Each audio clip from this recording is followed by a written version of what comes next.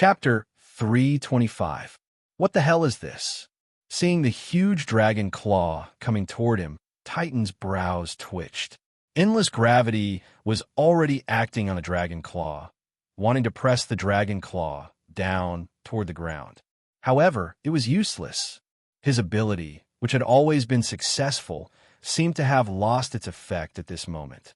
In the end, Titan only managed to use his psychic chi to defend his body before he was sent flying by the dragon claw. Amidst a series of loud bangs, he crashed through 3 buildings and eventually fell to his knees. A hint of blood trickled down from the corners of his lips as he stared in the direction of the teleportation gate. This monster is also able to control gravity? Under Solomon's gaze, 3 huge golden dragon heads struggled to get out from the teleportation gate. Before they had even come out completely, the 3 dragon heads were already bellowing furiously. Sound waves that could be seen by the naked eye gushed out in all directions, as if they were going to flip up the entire street. Earlier on, the tri-headed golden dragon had sent Titan flying with a single slap. As a monster that also possessed the ability to control gravity, it might not be comparable to Titan, who had gone through countless trials and tribulations. However, the amount of gravity it could control far surpassed that of Titan. When the tri-headed golden dragon had crawled out from the teleportation gate, Titan had wiped the corners of his lips in fury. However, when the black dragon crawled out from the teleportation gate, Titan, Solomon, and Tanner already felt that things were a little troublesome. After the black dragon, the fire demon giant appeared. His demon-like destruction caused Solomon to break out in cold sweat. However, this was not the end. What happened next was like entering the mythological era for Titan and the other 2. There was a single-eyed giant, a huge snake that soared into the sky like a flood dragon, a Kirin that was completely covered in flames, and a fox that was several tens of meters tall and had 9 tails that could cover up the sky. There was a total of 10 monsters, and each of them gave Titan a dangerous feeling. After they appeared together, they turned their gazes toward Titan and the other 2. Titan said softly, "Tanner, call for backup." "I'm already doing it." Tanner nodded, and waves of electromagnetic signals were being released from his body. While they were talking, the monster army on the other side moved. The first to make a move was a huge 9-tailed fox. With a roar, an inexplicable fluctuation suddenly appeared in the air. Countless red, blue, and black powers gathered toward his mouth like bubbles. In just a few seconds, a black energy bomb the size of a car was formed.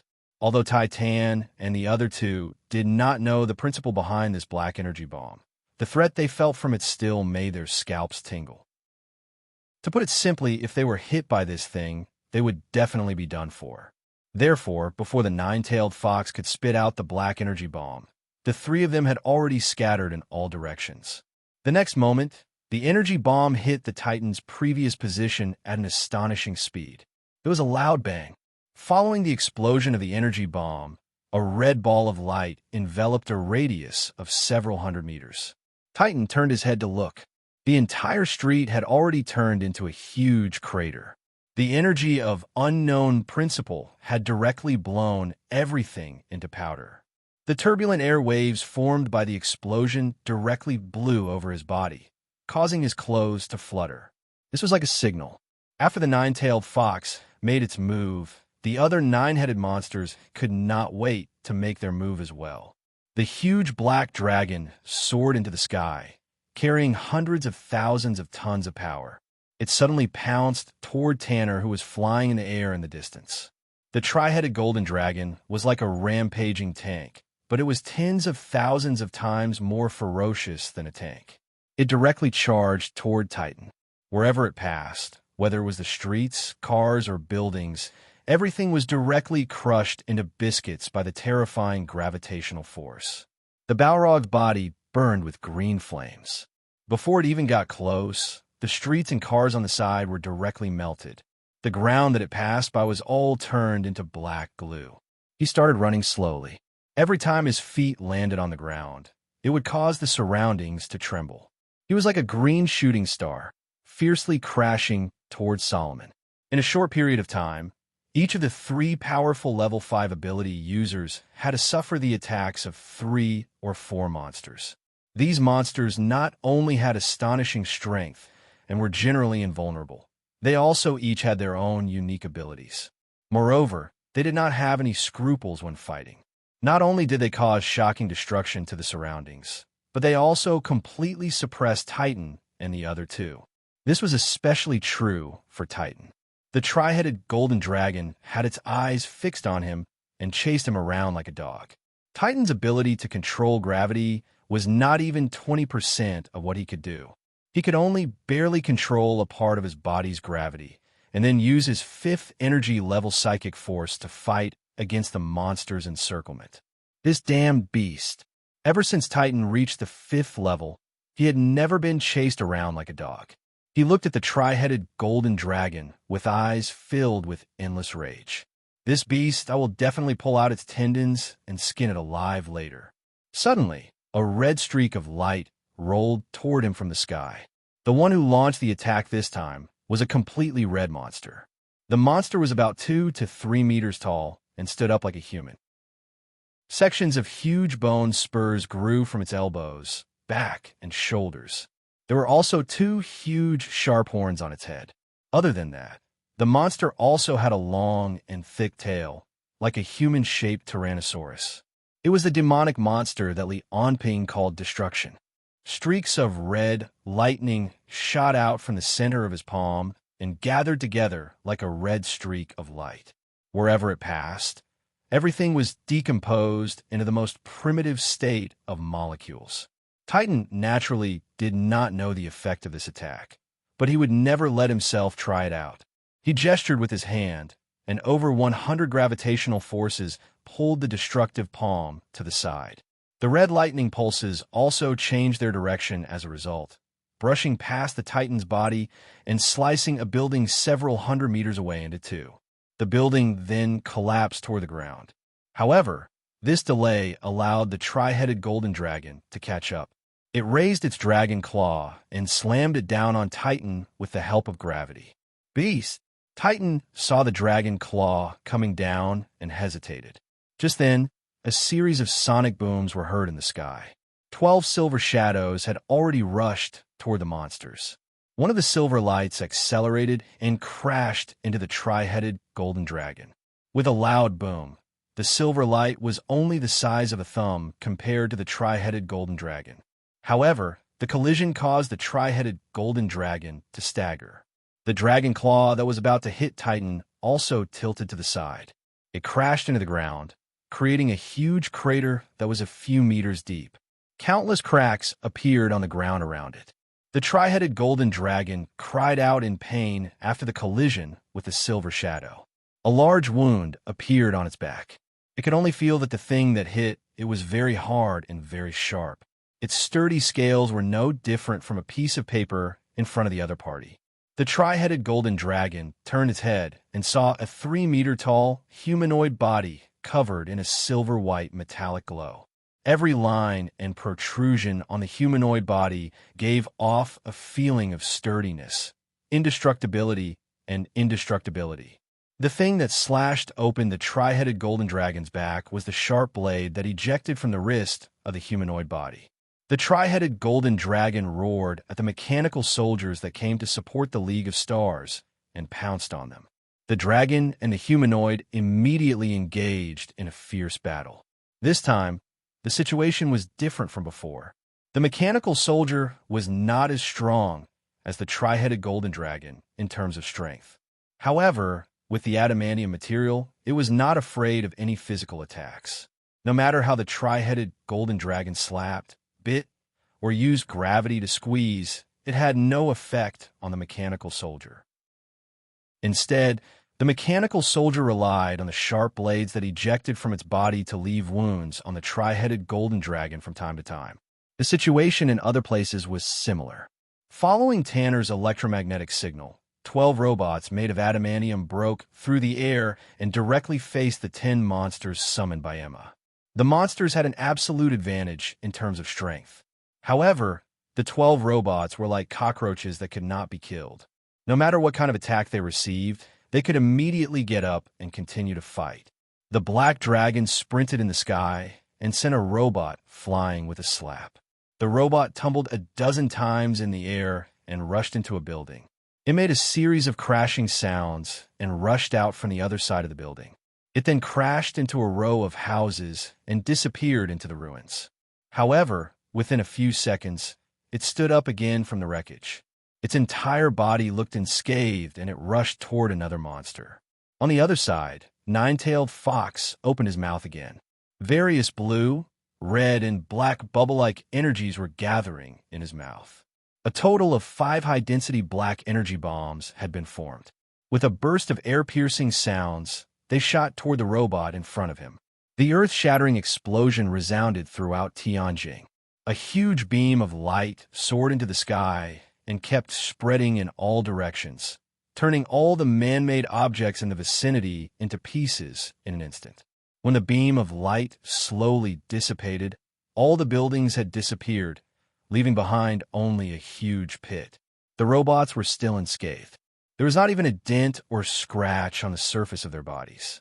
They charged toward the monsters once again. At this moment, Titan and the other two had already distanced themselves from the battlefield between the monsters and the robots. Titan looked at the location where explosions and flashes would occur from time to time and let out a cold snort. These B** stars almost ruined my plans. Solomon asked, "What do we do now?" Titan said resolutely, "We'll dig a passageway from underground. No matter what, we must destroy the defensive array completely." Just then, Titan's countenance suddenly changed. "Damn it, what's the matter?" Solomon asked. Titan's countenance turned grim as he said, "The other party has reactivated the defensive array. Is that so?" Hearing this news, Tanner laughed. "Then, there's no need for me to maintain the changes in the magnetic field, right? I've been unable to use my full strength to maintain the magnetic field that covers the entire Tianjin. There's no need for that. With this, the magnetic field and gravitational changes in the entire Tianjin stopped at the same time. Everyone suddenly realized that the communication devices that they had been unable to use before could be used again. Titan and Tanner, who had been maintaining these two domains, retracted their abilities at the same time. Boundless power surged in their bodies. Now that they were free from the burden, they were in their true, complete states. At the next moment, the three of them each took out a spiritual gem from their pockets. Get ready for battle. Since the defensive array has been reactivated, we'll probably be besieged next. Act according to the situation. The plan is the top priority.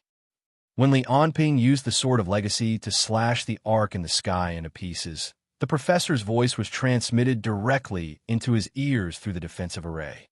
"Your Majesty, someone changed the gravitational coefficient of the entire Tianjin just now, causing the defensive array to fail. I've reactivated it now." "Very good," Li Anping said calmly. "Teleport all the enemies in Tianjin together with me. Destination: Training Ground Number 3. The professor was stunned and asked again, "Your Majesty, you said all of them?" Li Anping said coldly, "Do I need to repeat myself?" "No need." The professor immediately replied, "The teleportation has already begun. However, there are 3 level 5 ability users intercepting the army outside the city. They aren't in the defensive array, so I can't teleport them." The corners of Li Anping's lips curled up bit by bit, revealing a cruel smile. "It's fine. It's just stepping on some ants. It won't take me too long." Chapter 326. Training Ground Number 3. It was one of the training grounds that Li Anping had built in the deepest part of the old site of Research Institute Number 8 for the convenience of his own training. The entire training ground was made of a special alloy. It was like a huge metal box that enveloped the entire training ground. As for the size of the training ground, it was a square space that was 1 kilometer in length and width. The height was about 10 meters. Just as Li Anping gave the order, a group of blurry figures suddenly lit up in the center of the training ground. In the next moment, more than 10 people appeared in the center of the training ground. These people were divided into 2 groups. The one on the right was a woman with blonde hair and blue eyes. In modern terms, she could be called a goddess.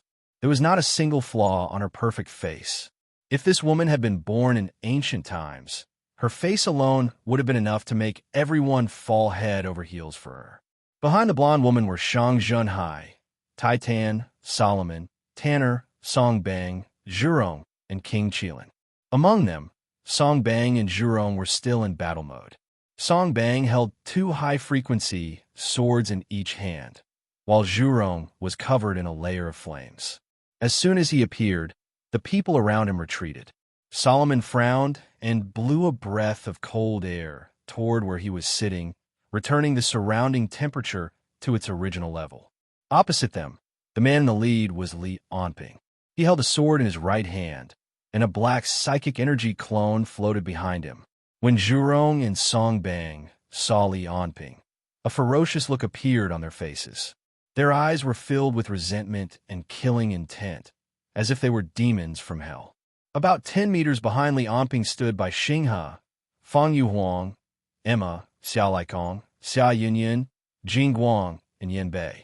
All of them were injured, especially Xiao Laikong. His arms were covered with wounds that were so deep that his bones could be seen. There was even a penetrating wound on his chest. The muscles inside were almost completely carbonized. If it were not for the healing power of life in his 8 dragons' power, he would have been lying on the ground already. It could be seen that the defense of the Xiaolong K base was very fierce. In comparison, Xia Yunyan seemed to be in a much better state. However, her current appearance was very different from before. Her entire body was covered in a layer of black clothes. Li Onping's observation, this layer of clothes wrapped around Xia Yunyan like a sticky liquid. It was as if it was alive, continuously absorbing Xia Yunyan's psychic energy. It seemed to be a parasitic creature that absorbed Xia Yunyan's psychic energy to strengthen some of its powers. Why did he teleport them here? Is the doctor a busybody? Li Onping didn't care about Song Bang and the others. He wanted to ask the professor to teleport the people behind him out, but after thinking about it, he ordered Fang Yuhuang, protect them all. Understood. When Fang Yuhuang finished his sentence, a 1-meter-wide invisible space had already surrounded by Xinghe, Emma, Xiao Laikong, Xia Yunyan, Jing Guang, and Yan Bei. From now on, anyone who wanted to attack them would have to cross a distance of 33,000 kilometers. It was almost impossible to do that in front of Li Onping. This was also why Li Onping gave up on the idea of teleporting them back to the base. Compared to that, they would be safer under Fang Yuhuang's protection. Li Onping waved the heirloom sword in his hand. He looked at the Queen of Heaven's group, as if he was looking at a pile of delicious desserts. He said calmly, Emma, by Xinghe, don't do anything unnecessary. These people are all mine. Speaking of this, a faint bloody glow appeared in his eyes. At this time, the doctor's voice rang in his ears again. Your Majesty, there is a level 5 ability user who can transform into lightning and is traveling through the electric circuit. He is too fast, and I can't catch him. There's also a guy who can control earth and rocks. He is hiding too deep. I can't do anything about it. It's okay, Li Onping said calmly. His eyes were fixed on the Queen of Heaven the whole time. He still remembered the godly state he reached after swallowing the mental gem when he defeated Gray. Therefore, among these ability users, the Queen of Heaven was the one he looked forward to the most. If he could use the heirloom sword in his hand to absorb the Queen of Heaven's 6th level ability, Li Onping believed that his strength would reach an even higher peak.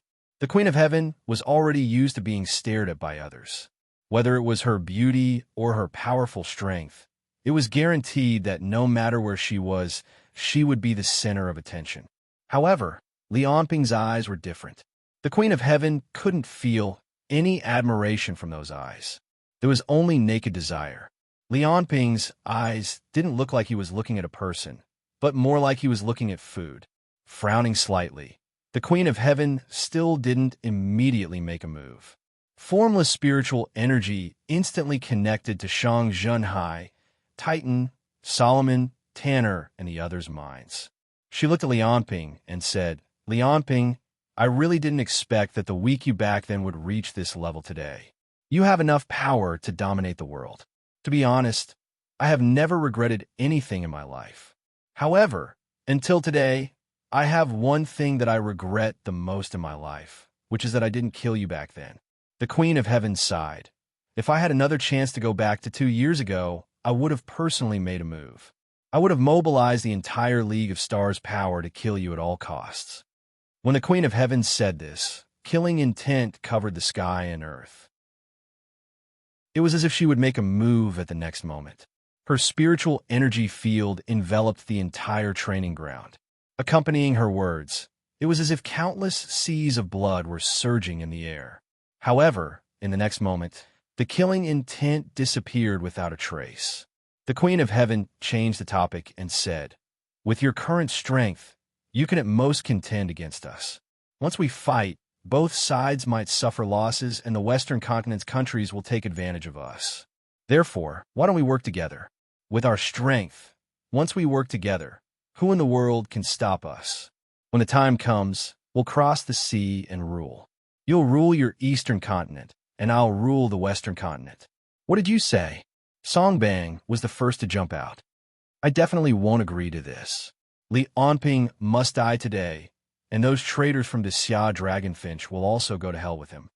Hearing Song Bang's words, the Queen of Heaven only glanced at him, as if she was transmitting some information into his mind. Song Bang was stunned. In the end, he looked at Li Onping unwillingly and retreated without saying another word. "Li Onping, think about it carefully. The matter I'm talking about." Before she could finish, Li Onping waved his hand, stopping them from continuing. "There's nothing to say." Li Onping coldly said, "All of you must die." As he spoke, Li Onping's thick, murderous aura was like a blade that stuck to the Queen of Heaven's and the other's cheeks. Just as Li Onping finished speaking, the psychic energy clone and Li Onping moved at the same time. In fact, the reason Li Onping didn't make a move immediately after the teleportation was completed was because of one person, Shang Jinhai. Although Shang Jinhai's ability wasn't time stop, it had the effect of stopping time. However, due to the time interval, Li Onping knew that Shang Jinhai wouldn't use this ability immediately. He would definitely use it at the most crucial moment. Once he used it, he would probably let his companions attack him continuously to use this ability. However, from Shang Jinhai's current performance, even if he used the ability passively, it couldn't be stacked within the duration of the ability's duration. To put it simply, after being attacked, he activated an ability similar to Time Stop. However, when Time Stop was weaving the future, the ability wouldn't be activated again after being attacked. In other words, regardless of whether Shang Jinhai used it passively or actively, there would definitely be a time interval when he activated his ability. However, this was for others. For Shang Jinhai, no matter who attacked him, it would cause him to become an observer of the entire universe and enter a state of weaving the future. Therefore, Li Onping knew that the moment the teleportation was completed would be when the other party was most vigilant and had the fastest reaction. At this time, Li Onping made a move. The time interval between the other party's ability activation was too short. Therefore, Li Onping didn't make a move immediately. Instead, he chose to wait or create a better opportunity. In fact, ever since Shang Jinhai appeared, although Li Onping's eyes were fixed on the Queen of Heaven, at least half of his attention was on Shang Jinhai. Shang Jinhai's heartbeat, breathing, pupils, and every minute movement were all under his observation. Any mistake or emotion on his part could cause Li Onping to have an extra 0.1 seconds before he could activate his ability. For the current Li Onping, even if it was just 0.1 seconds, it was enough for him to kill back and forth. Therefore, after he finished speaking, the murderous aura that was immersed in the lives of hundreds of millions of people surged out. Shang Jinhai's pupils contracted slightly, and his heartbeat quickened slightly. A series of information flashed through Li Onping's mind like lightning. He knew that the time had come. Shang Jinhai's talent was indeed very strong, and his ability was also very outstanding. However, he wasn't like Li Onping, who was a practical person. He had started killing when his ability was still at level 0 and walked out with a sword and a blade. He was like a flower in a greenhouse that had soared to the heavens under the nurturing of the Queen of Heaven. Therefore, when faced with Li Anping's incredible murderous aura, he couldn't help but feel a trace of fear in his heart. There were also some slight fluctuations in his mind. Li Anping was able to accurately capture the slight ripple of energy. Almost as soon as Li Anping's words reached everyone's ears, the legacy sword in Li Anping's hand was already like a bolt of lightning, directly tearing through the atmosphere, crossing a distance of tens of meters, and piercing toward the Queen of Heaven. However, just between the legacy sword and the Queen of Heaven's body, someone who shouldn't have been there appeared. Song Bang, a level 5 expert with the ability of bullet time, was probably the fastest person present apart from Li Anping. Even so, according to Li Anping's calculations, Song Bang's speed should be completely unable to keep up with his speed. There was no time to think about why Song Bang's speed had increased, and Li Anping didn't need to think about why Song Bang's speed was faster than before. This was because in front of Li Anping, Song Bang's obstruction was meaningless. Li Anping's figure didn't change at all, and even the direction of the legacy sword didn't change at all. Song Bang in front of him was like a ball of air to him. Li Anping directly collided with Song Bang as if he was stepping over a ball of air.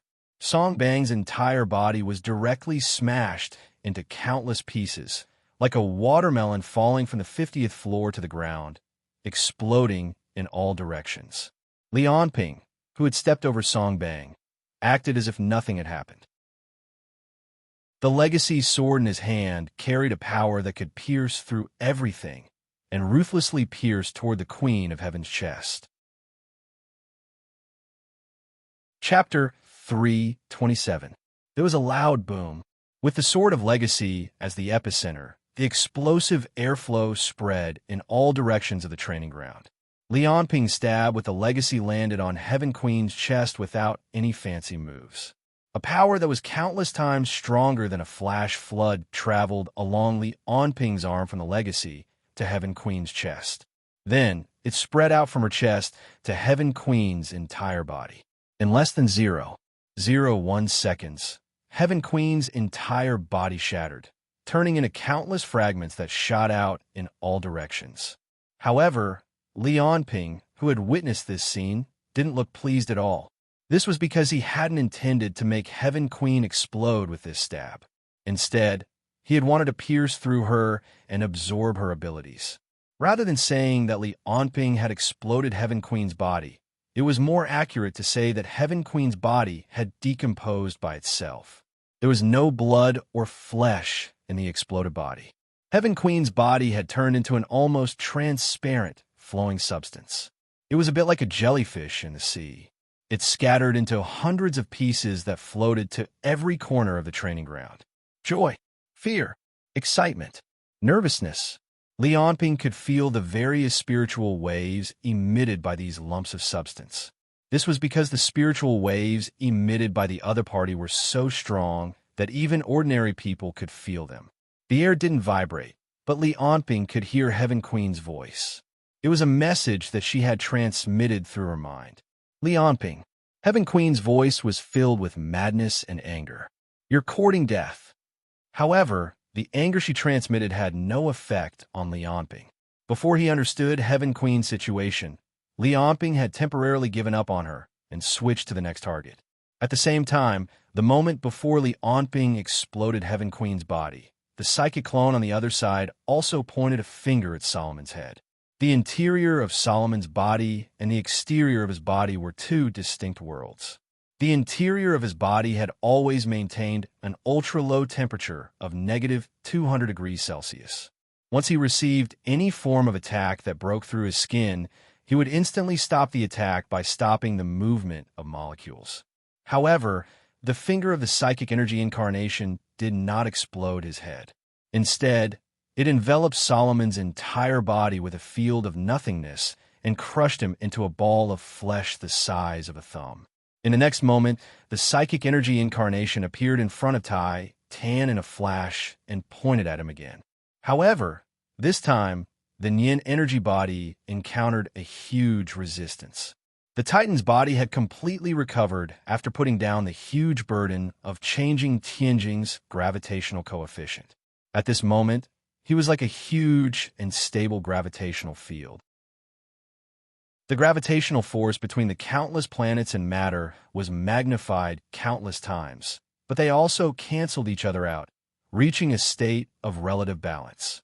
Under such circumstances, once a powerful external force attempted to exert itself on him, it would instantly break the balance and cause him to suffer a backlash.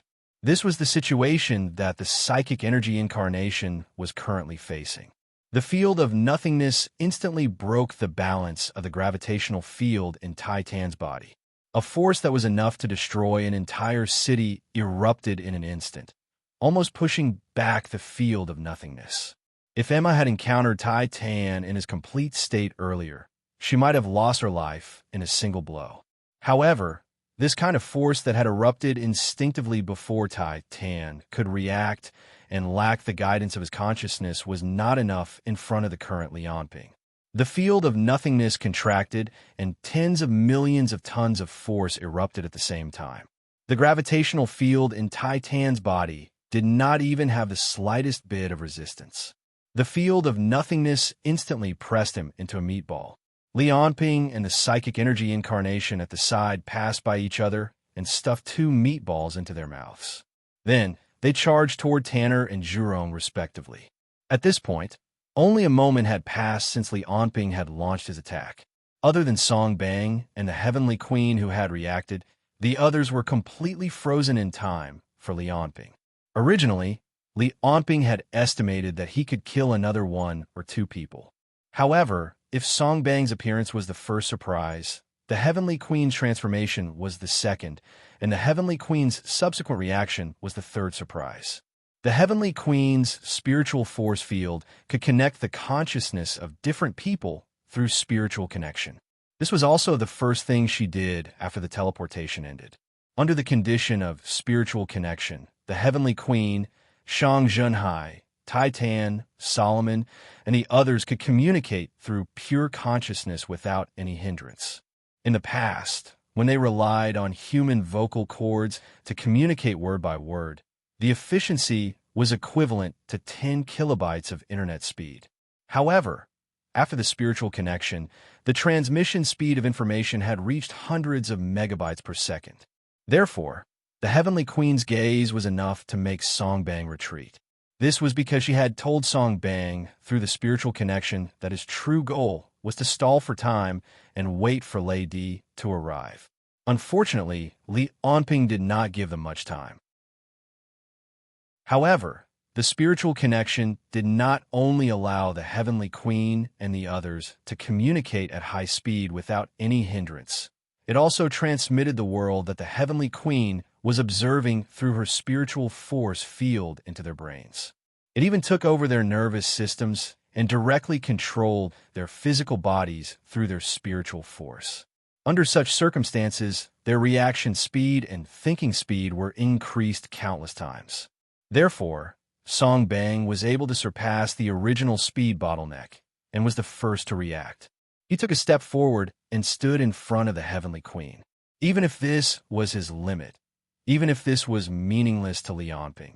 As for the others, although they reacted at the same time as Song Bang through their spiritual force field, their physical bodies could not keep up with their reactions. They were also unable to effectively defend or counterattack. Only one person, Shang Zhenhai, did not need to make any specific movements to change the situation of the battle. When he took the initiative to activate the unchangeable world, the entire world began to stop. Shang Zhenhai raised his head and looked. Lianping and his psychic avatar both stopped moving in the air. The Heavenly Queen herself had already disappeared. Instead, she had become countless spiritual bodies scattered throughout the space. Song Bang was still standing in front of the Heavenly Queen. Whether it was the effect of the undying time river or the undying body of the Yellow Springs Kingdom, the shattering of his body was only a matter of an instant to him. Now, he was completely unharmed. King Qilin and Tanner both retreated at the same time. Under the acceleration of the electric current and magnetic field, their speed was indeed faster than the other level 5 ability users. As for Zhurong, his body did not move at all. Only a string of flames was about to shoot out from his pores. In the still world, Shang Jinhai slowly let out a breath. Then, he walked towards one of the heavenly queen's spiritual bodies and touched it with his hand. The instant Shang Jinhai's right hand touched the spiritual body, all of the spiritual bodies in the space trembled at the same time. They quickly gathered in Shang Jinhai's direction. Like a ball of mercury, they continuously changed shape and gathered together. In the end, they once again merged into one, reforming the heavenly queen's image. The heavenly queen held Shang Jinhai's hand. She glanced at Li Anping with lingering fear. She said calmly, "It's completely as we expected. This battle has already become a turn-based one." The heavenly queen was right. This battle between Li Anping and them had now become a turn-based one. When Li Anping moved at full speed, they were no different from static to Li Anping. And when Shang Jinhai's ability was activated, Li Anping became a static existence to them. If they wanted to win, it would depend on who could kill the opponent in their own round. In this still world, the heavenly queen and Shang Jinhai walked towards Zhurong first. Shang Jinhai pressed a palm on Zhurong's shoulder. Zhurong's body moved. Endless flames were about to shoot out from the surface of his body. However, as the spiritual energy field transmitted countless information into his mind, he paused and retracted all of his flames. "Very good. As long as I can kill Li Anping, I'll do whatever you want." A hint of savagery appeared on Zhurong's face. Then, under the accompaniment of Shang Jinhai and the Heavenly Queen, he arrived between Li Anping and the Psychic Energy Incarnation. Because the Psychic Energy Incarnation and Li Anping had charged towards the Heavenly Queen and the others together, they were very close to each other. Zhurong stood between the two of them, about 2 meters away from each of them. In his body, there seemed to be a violent force rushing left and right, trying to rush out of his body. His eyes, ears, nose, and mouth all had traces of flames coming out. Even the surface of his body began to crack, and from the cracks, there seemed to be a magma-like substance flowing out. The next moment, Shang Jinhai's hand left Zhurong's shoulder. Zhurong became still again. Then, the Heavenly Queen and Shang Jinhai found Demir Tanner. He did not have any extreme reaction. Instead, he chuckled through the spiritual connection. "Has it started? I'm really looking forward to it. Will Li Anping survive, or will we die?" He walked to the side and started to activate his power. An invisible magnetic field was like a sphere, wrapping Li Anping, the Psychic Energy Incarnation, and Zhurong together. A strong electromagnetic force surged in the air. However, this was only the beginning. Because the past could not be affected in the unchangeable world, more power was gathered in Tanner's hands. His hands were almost covered in a dazzling electric light. When he gathered his power to the peak, Shang Jinhai's hand left his shoulder. It's a pity that Lady didn't make it in time. The Heavenly Queen shook her head. There's no time to wait for him. Originally, after I completed the Psychic Energy Incarnation, I thought that physical attacks would be useless against me. However, Li Anping's power is too strong. Even if my body only has a trace of physical properties, I can't let him continue attacking me like this. At this point, her palms began to emit traces of blue light from her forehead. The true power of the 6th energy level was about to burst out.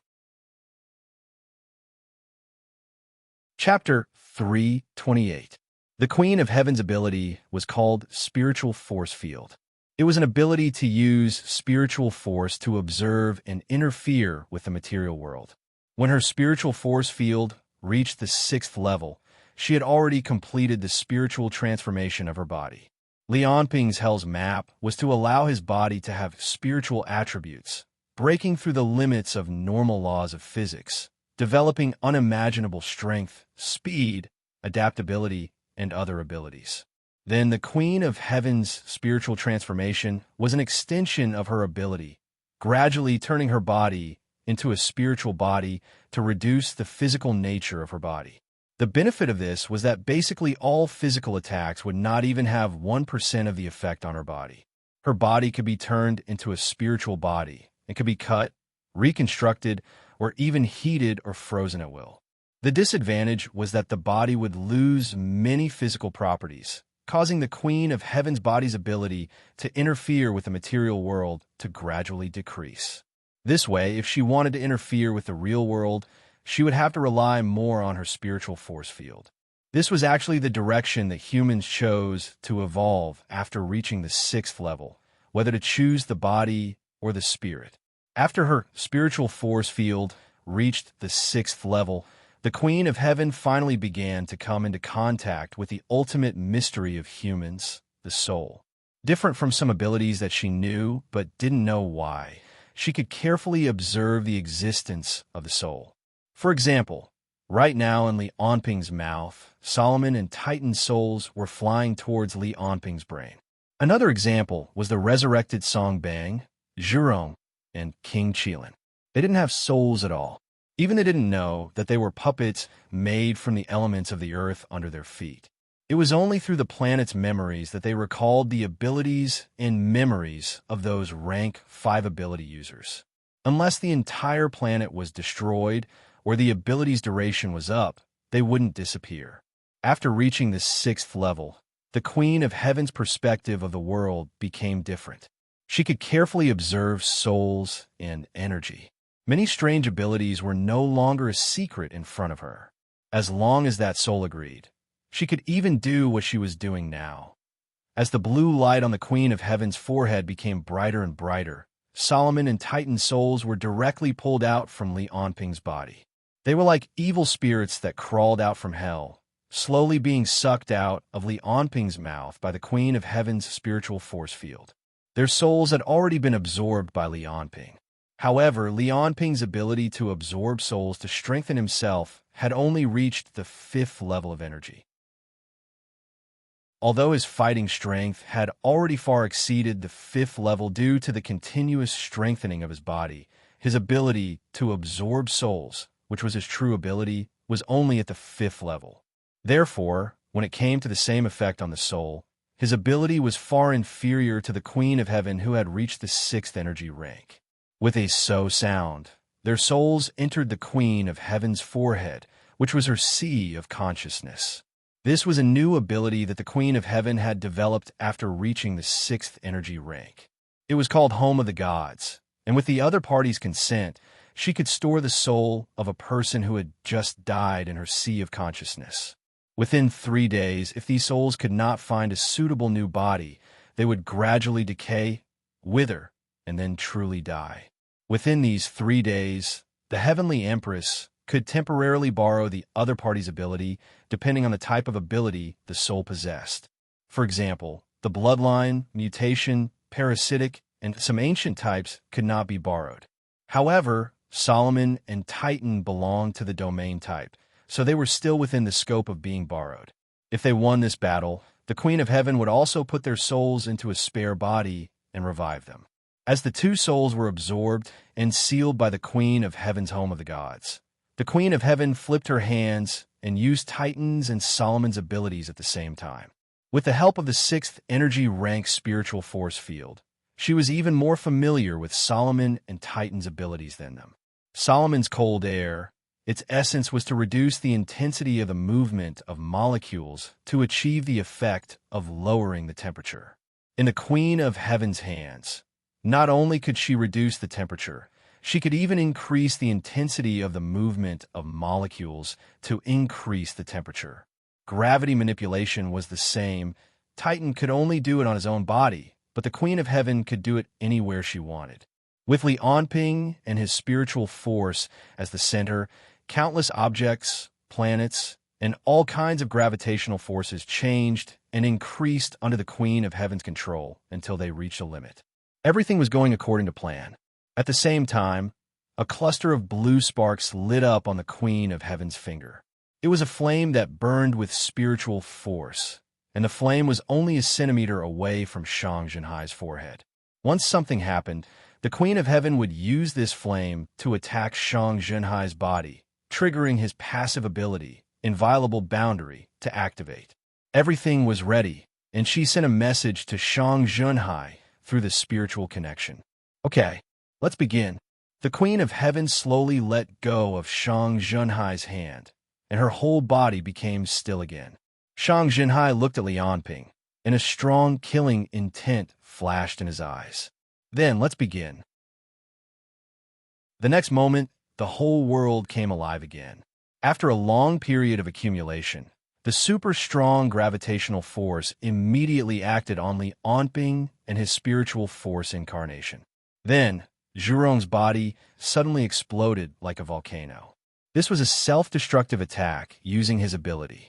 Under the enhancement of the flamethrower ability, more than 12,000 degrees of flame turned into a huge fireball, directly enveloping Li Anping's body. In addition to Tanner and Solomon's abilities, an ultra-high temperature and ultra-high pressure environment was born. However, because of the magnetic field and the degree to which Solomon controlled the movement of the molecules, no particles or high temperature spread beyond the range of the fireball. At this moment, the spiritual connection connected the consciousness of the League of Stars members. Under the Queen of Heaven's unified command, everyone's abilities formed a perfect combination. With the effect of the spiritual force field, the effects of the abilities were greatly enhanced. The magnetic field controlled by Tanner, the high temperature created by Solomon and Zhurong, and the high pressure created by the Titan almost turned the fireball enveloping Li Anping into a small sun.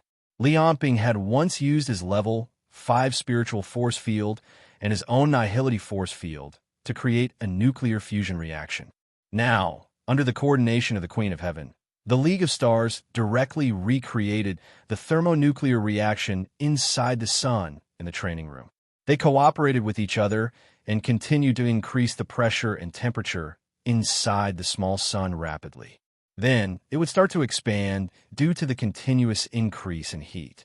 In the end, it would even go out of control and undergo helium fusion. Although the scale would be small, the huge power released would definitely be able to destroy the whole of Tianjin. If they were unlucky, 1/3 of Xia would be destroyed.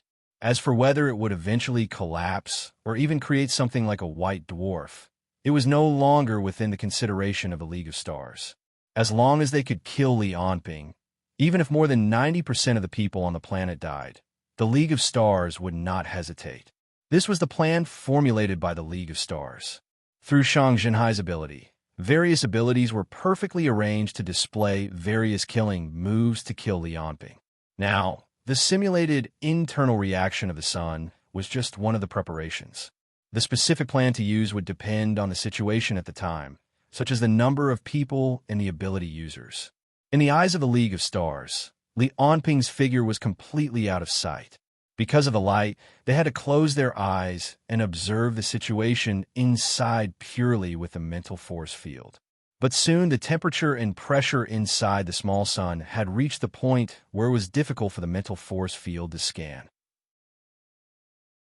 Every time she used her mental force to probe inside, the Queen of Heaven felt as if her consciousness was being ignited. "He's dead." Song Bang looked at the huge fireball with a diameter of about 5 meters with a happy face. His heart was filled with the satisfaction of revenge. Beside him was the equally excited King Qilin. Li Anping was like an insurmountable mountain. Now, the top of this mountain was finally going to be climbed by them. This feeling could no longer be described as just excitement, satisfaction, or carefree. Tanner, the Queen of Heaven, Shang Jinhai, and the others basically had the same feeling. It was as if a huge stone had been lifted from their hearts. The satisfaction and sense of accomplishment they now felt was similar to the feeling of a person who had finally defeated the final boss in a game, but hundreds of times more intense. After all, before they came, they were prepared to sacrifice their lives. Now that the boss had finally been defeated, how could they not be excited and excited? And inside the small sun, Li Anping's body was constantly collapsing and being reborn. A total of hundreds of millions of souls were constantly being consumed. Almost every second, tens of thousands of souls were used to regenerate his body. But he didn't feel nervous or panicked at all. Instead, he felt a long-lost excitement.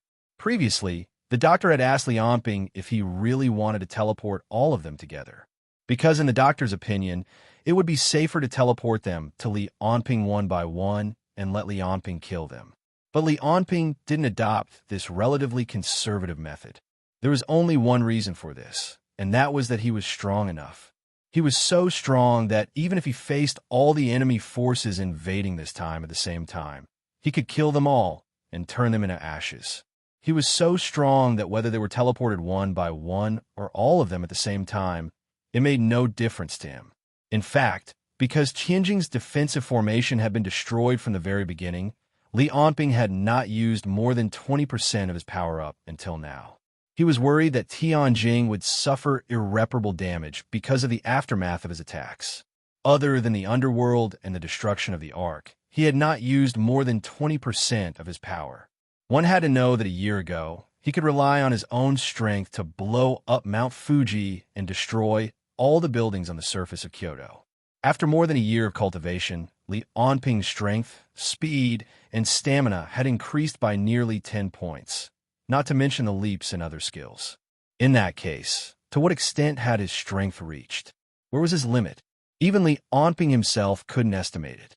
In the eyes of the people in the League of Stars, the battle with Li Onping would be a turn-based game with each killer move.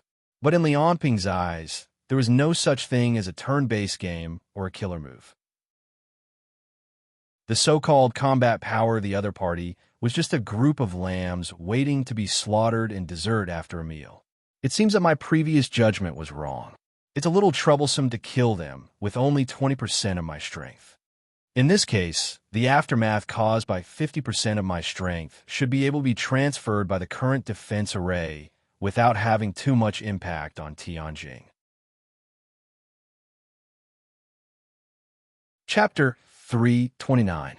When they saw that Li Onping and his psychic incarnation were completely engulfed by the fireball, everyone who was protected by the 33 paradises had different reactions. Xia Yinyan was the first to show a worried expression.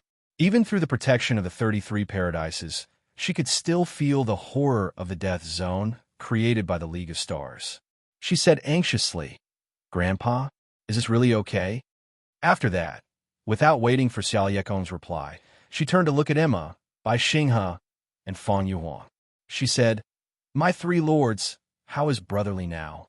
Let's go help him. At least we can't let the League of Stars gang up on him like this." Fang Yuhuang and Emma didn't say anything. Although they were both level 5 ability users, the battle just now, whether it was Li Onping's high-speed combo or Shang Jinhai's ability activation, almost the entire battle was compressed in less than a second. In their eyes, a few figures flashed, and then Solomon, Tai Tan, and Zhurong all disappeared. Li Onping and his psychic incarnation were engulfed by a huge fireball that looked like the sun. Just by looking at the dazzling light emitted by the fireball, one could feel the high temperature contained within it. Although they believed in Li Onping's strength, a few seconds had already passed, and Li Onping, who was trapped by the fireball, didn't show any signs of escaping. It almost made people wonder if he had already turned into ashes. And not everyone on the other side was besieging Li Onping. Song Bang and King Qilin stood at the periphery of the 33 paradises together, looking at everyone in the defensive circle with a malicious gaze. Song Bang even made a throat-slitting gesture at Xia Laikong, and then laughed evilly. In the distance, the Queen of Heaven, who was activating her ability, and Shang Zhenhai, who was beside her, also glanced at everyone with cold eyes. The threat in their eyes was too obvious. Xia Laikong also frowned. He struggled to stand up with his heavily injured body and said, "This can't go on. The opponent's ability coordination is perfect. If we don't do anything, Li Onping will be completely trapped." He looked at the Queen of Heaven in the distance and said in a low voice, "I'll use the 8-dragon doppelganger to stall Song Bang. King Qilin will harass the Queen of Heaven. You guys think of a way to save Li Onping." In other words, he had already decided to sacrifice himself, because for him, what was in front of him was the survival of the Xia. Although he did not know whether Li Onping's method of ruling Great Xia was right or wrong, he would not allow the people from the Star Alliance to destroy the stability of Great Xia. But in response to his words, Bai Xinghe just smiled and said, "It's fine. You guys just watch." Among the level 5 ability users on the Xia Dragonfinch's side, by Xinghe was without a doubt the strongest one. And because he had studied the sword of Tatsuka and secret martial arts with Li Onping in New Danyang City, he was also the one who understood Li Onping's strength the most. Right after Li Onping finished his sentence, Li Onping, who was in the high-temperature and high-pressure environment of the fireball, trembled violently. The invisible force field on the surface of his body unleashed infinite strength to the surroundings crazily. Since the beginning of the battle, Li Onping didn't dare to use more than 20% of his strength because of the failure of the defense array. He even had to carefully control his every movement. With his current combat ability, a normal attack might cause irreparable damage to the whole of Tianjing. It might even cause a lot of casualties on Xia's side. Therefore, when he was fighting, he felt that he was fighting with kindergartners. He had to be careful all the time. But right now, as the defense array was activated again, he could finally release part of his strength. The bellows seemed to have split the sky and the earth. A terrifying force was unleashed from the invisible force field. Infinite blast waves burst out and radiated in all directions, with Li Onping's body as the center. The small sun with a diameter of 5 meters collapsed from the inside out like a candle that had been blown out by a puff of air. Gravity, high temperature, and magnetic field were all disintegrated by the despairing force that was like an asteroid crashing into the ground. The blast waves from the invisible force field on the surface of Li Onping's body were still surging in all directions after shattering the fireball. If there were no accidents, this round of blast waves would directly smash the League of Stars players into a pile of minced meat. They would be swatted to death like flies on the training room's special alloy walls and floor. The metal walls made of alloy would also be torn apart and destroyed because they couldn't withstand the power of the blast waves. However, before all of this happened, Li Onping took the initiative to do something else before the blast waves hit. The moment the small sun collapsed, the Queen of Heaven's finger pointed in Shang Zhenhai's direction. She wanted to take the initiative again by stimulating Shang Zhenhai's passive ability. However, in front of Li Onping's extreme speed, the Queen of Heaven's finger seemed to have been slowed down by 100 times. She could only move forward micrometer by micrometer, as if she would never be able to touch Shang Zhenhai. In this world that was almost frozen, Li Onping first dispersed the blast waves toward Shang Zhenhai with his palm to prevent them from activating his ability again. Then, as Li Onping exerted his strength, the legacy was like a bolt of lightning that pierced through the darkness, flashing past everyone's eyes. Wherever the sword light passed, the atmosphere was split into two. Just the sword energy waves that were produced when it streaked across the air would tear the entire training room in half. Meanwhile, the legacy had already crossed the distance between them with Li Onping's right hand and pierced through the Queen of Heaven's chest. However, the Queen of Heaven's body had already completed spiritual transformation. Although the legacy had pierced through her, it was like piercing through jelly and didn't cause any fatal damage. However, this was enough for Li Onping. The legacy pierced through the Queen of Heaven's body, and Li Onping's left hand grabbed the Queen of Heaven's right hand that was pointing at Shang Zhenhai. Then, the Queen of Heaven's entire body was pushed by Li Onping, moving backward at high speed. With a final boom, the Queen of Heaven's body was pushed against a metal wall that was several hundred meters away. If Li Onping hadn't controlled his strength, the two of them would have smashed through the alloy wall and gone deep underground. Even so, the metal wall started to shatter under the impact, and a huge crater appeared behind the Queen of Heaven. Countless cracks started to spread from the Queen of Heaven's location, spreading out several hundred meters. The Queen of Heaven's body started to tremble violently, as if she was going to disintegrate in the next moment. Li Onping naturally wouldn't let her escape so easily. He covered the surface of the Queen of Heaven's body with his virtual force field, wrapping her up completely. The Queen of Heaven's body didn't have much physical attributes left. Ordinary sword slashes, sword stabs, penetrating wounds, and explosion wounds were nothing to her. To ordinary people, she was a monster with 99.9% physical damage reduction. However, to Li Onping, As long as the Queen of Heaven's physical damage reduction didn't reach 100%, she wouldn't be able to escape from the virtual force field. Therefore, the Queen of Heaven could only be pierced through the chest by Li Anping, and she was completely pressed against the wall.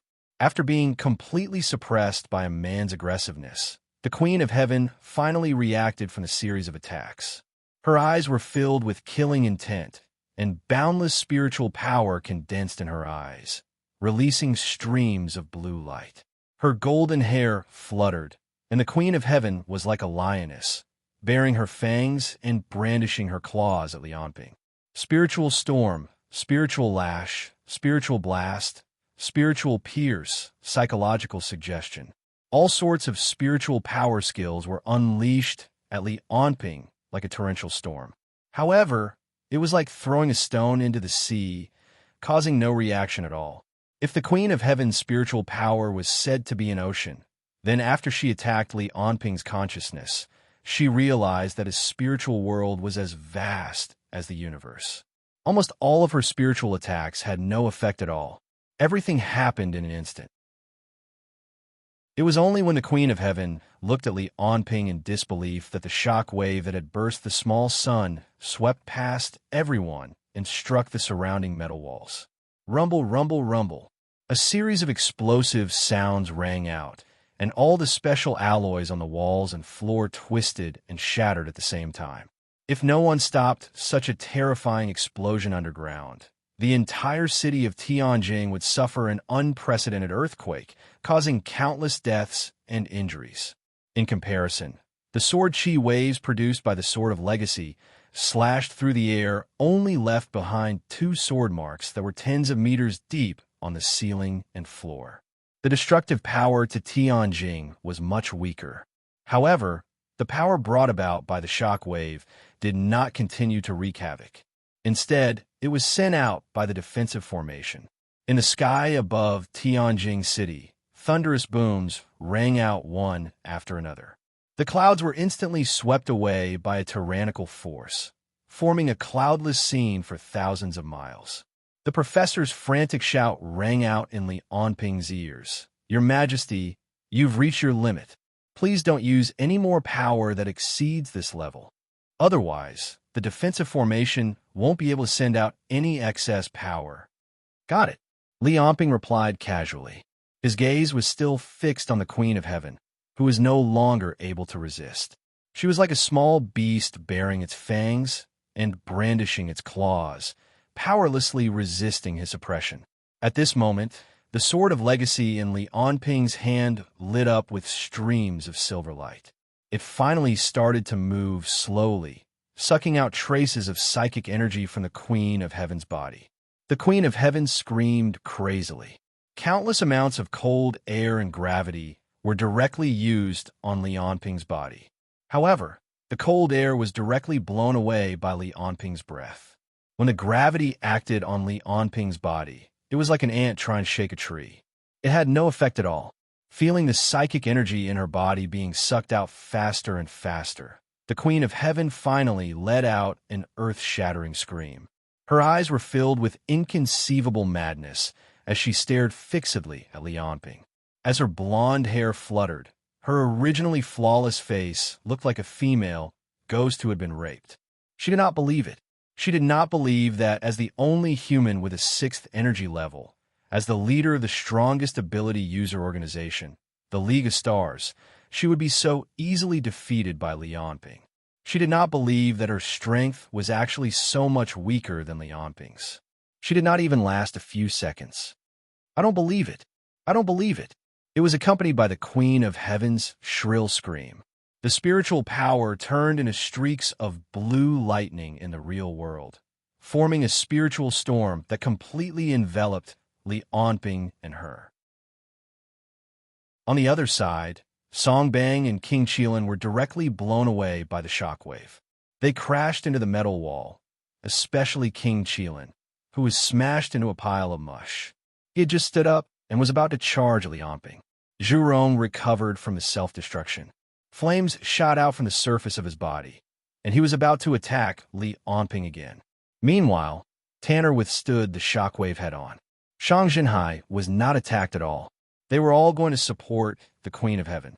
At this moment, in front of Li Anping's overwhelming strength, everyone's eyes were filled with madness and despair. If they did not fight, they would definitely die. Chapter 3:30. At this moment, Li Anping's vision was completely covered by the blue mental storm. These blue lightning bolts that were formed from the Queen of Heaven's mental power had extremely powerful offensive power. It could be said that they were the manifestation of the Queen of Heaven's core consciousness. They had both mental and physical offensive power. As soon as they appeared, they turned the special alloy around them into powder. However, the blue lightning bolts were like little snakes slithering around Li Anping's body. They couldn't do any damage to him. The legacy's light grew brighter and brighter.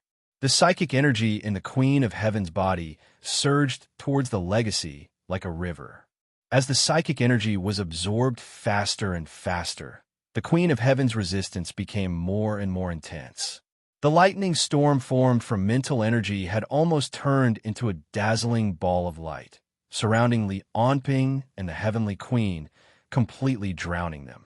Countless densely packed little lightning snakes slithered around the two of them, destroying almost everything except for Li Anping.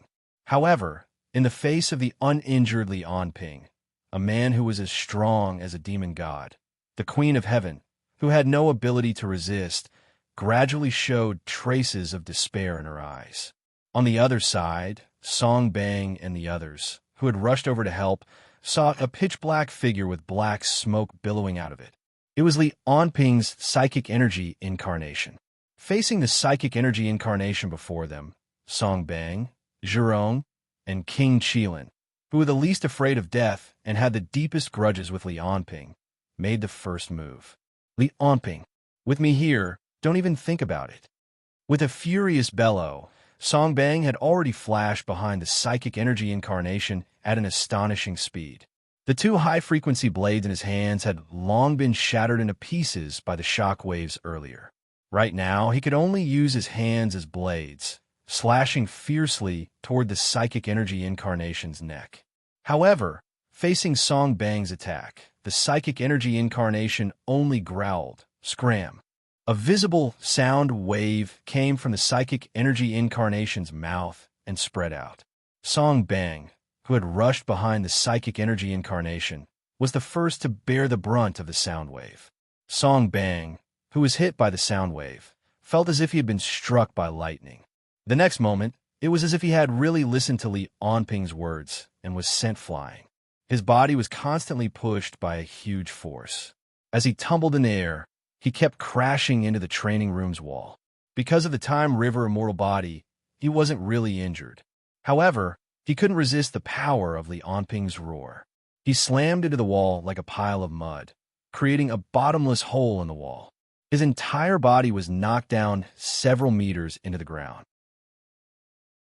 On the other hand, King Qilin saw that the psychic energy incarnation had sent Song Bang deep into the ground without even moving. He couldn't help but gasp. Even though he knew that he was immortal, he couldn't help but pause for a moment. He couldn't bring himself to yell out the harsh words he wanted to say. After all, he had grown up in the palace and lived a life of luxury. In the past, it was fine to bully aptitude users who were of a lower level than him. However, when faced with a life and death battle like this, especially when Li Anping had shown that he was stronger than before and had the ability to make a level 5 master despair, his subconscious reaction revealed a flaw. Just as he paused for a moment, the psychic energy incarnation flashed and appeared in front of him.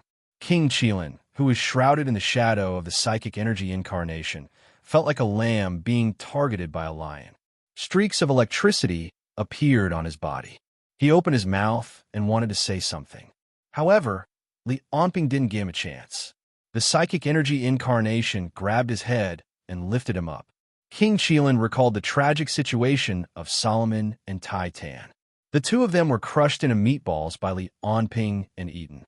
Looking at the psychic energy incarnation in front of him, King Qilin let out a desperate cry. It was like the last cry of a beast before death. "Li Anping, I'm going to kill you." King Qilin's hands carried streaks of electricity as he smashed the chest of the psychic energy incarnation with all his might. However, before he could complete his last roar or attack, he was compressed into a meatball by the terrifying pressure and kept in the body of the psychic energy incarnation. A silvery white meatball went from the palm of the psychic energy incarnation into his arm.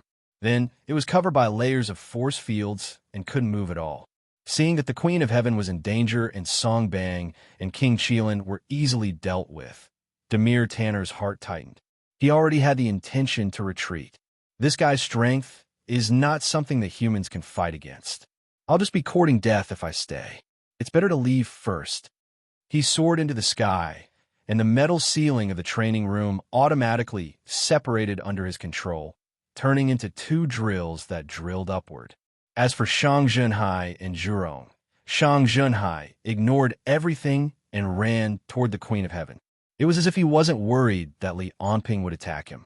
Meanwhile, Zhurong's body had turned into a huge fireball and was flying toward the psychic energy incarnation. Seeing that Shang Junhai was running toward the Queen of Heaven, the psychic energy incarnation didn't attack him.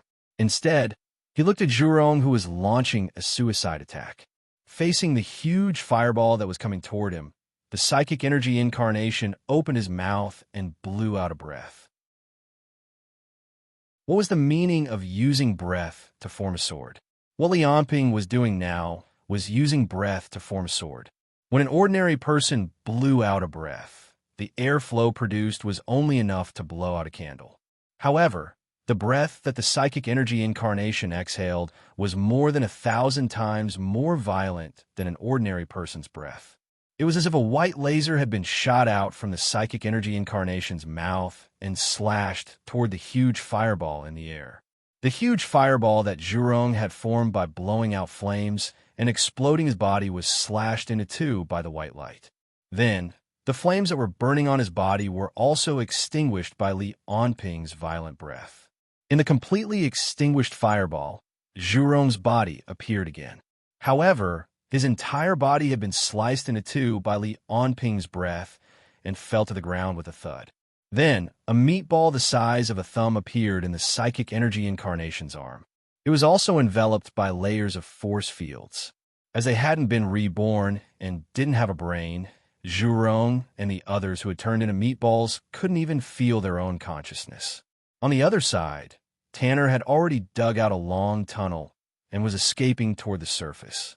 After running for a while, Shang Junhai finally arrived in front of the Queen of Heaven. Then, without saying a word, he wanted to rush into the spiritual storm. Obviously, the cooldown time of his ability wasn't up yet, and he wanted to activate his ability passively. Seeing what Shang Junhai was doing, Li Anping's lips curled up slightly and revealed a strange smile.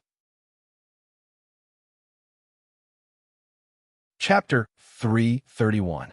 Li Anping roughly guessed that Shang Junhai's ability was a type of ability similar to Time Stop. Moreover, it could be activated actively or passively, based on the previous battle in the building, as well as the time interval between Shang Junhai activating his ability and being buried. Li Anping was sure that the other party's ability activation interval was at least 20 seconds. And from the time Li Anping broke through Queen of Heaven's group's encirclement until Shang Junhai rushed in front of Li Anping, it had only been a short 12 seconds. Meanwhile, the League of Stars group had already been beaten to pieces by Li Anping. Li Anping was also sure that in the next 8 seconds, Shang Junhai definitely wouldn't be able to activate his ability on his own. The only problem was the other party's passive ability activation. Li Anping still wasn't completely sure of the other party's passive ability activation conditions, but there were a few things he was sure of. First of all, in a process similar to Time Stop, Shang Junhai's body's physiological time didn't stop. He still needed to breathe. His blood still needed to flow. This could be confirmed from Li Anping's last test, Shang Junhai's inability to see the lightless zone during his ability activation time. Secondly, even though Shang Junhai's ability would be activated after being attacked, the concept of being attacked definitely had a certain range.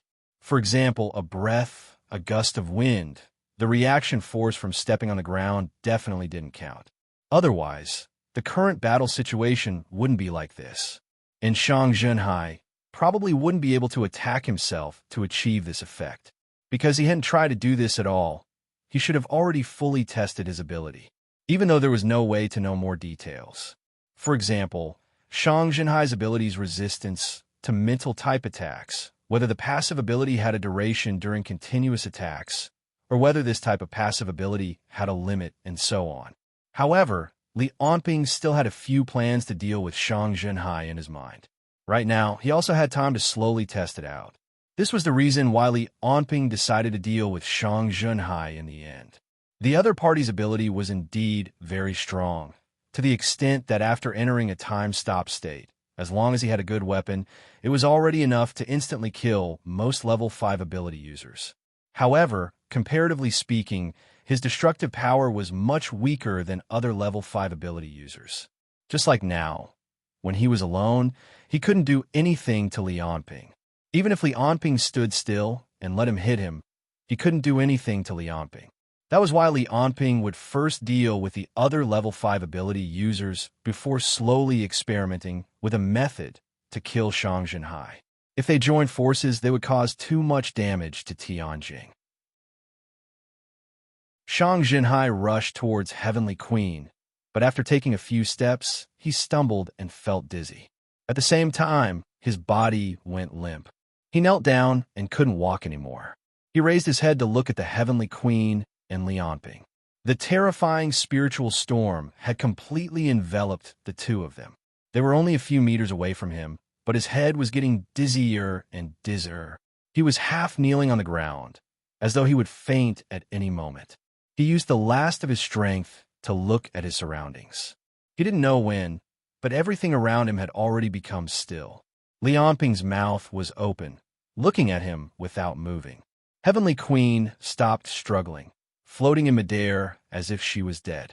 The spiritual storm surrounding the two of them was the same. Streaks of blue lightning that were like swimming snakes seemed to be frozen in the air, not moving at all. They were like an azure flower bouquet, wrapping around Li Onping and Heavenly Queen. In this still world, only Shang Junhai staggered and fell to the ground. His eyes gradually closed, as if he was about to faint. Shang Junhai was shocked. "I've been poisoned? When?" At this moment, he already understood that the other party had found his weakness.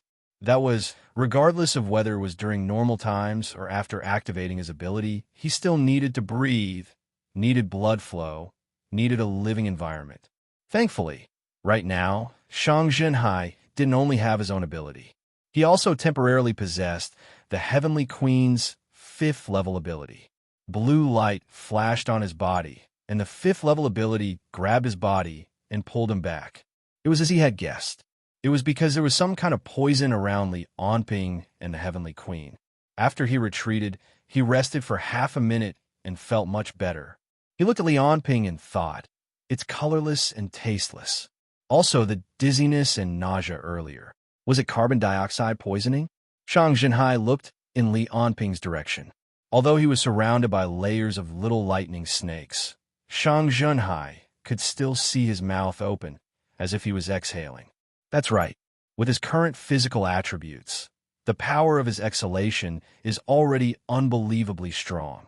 If he hadn't been inhaling and had only been exhaling the air in his body, then he would have been able to temporarily create an environment with a high concentration of carbon dioxide around his body.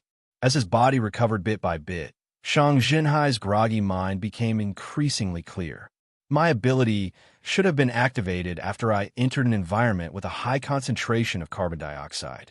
However, although I can activate my ability this way, Li Onping has created a ring of death. Since the Heavenly Queen has a body that has undergone mental transformations, she'll be fine.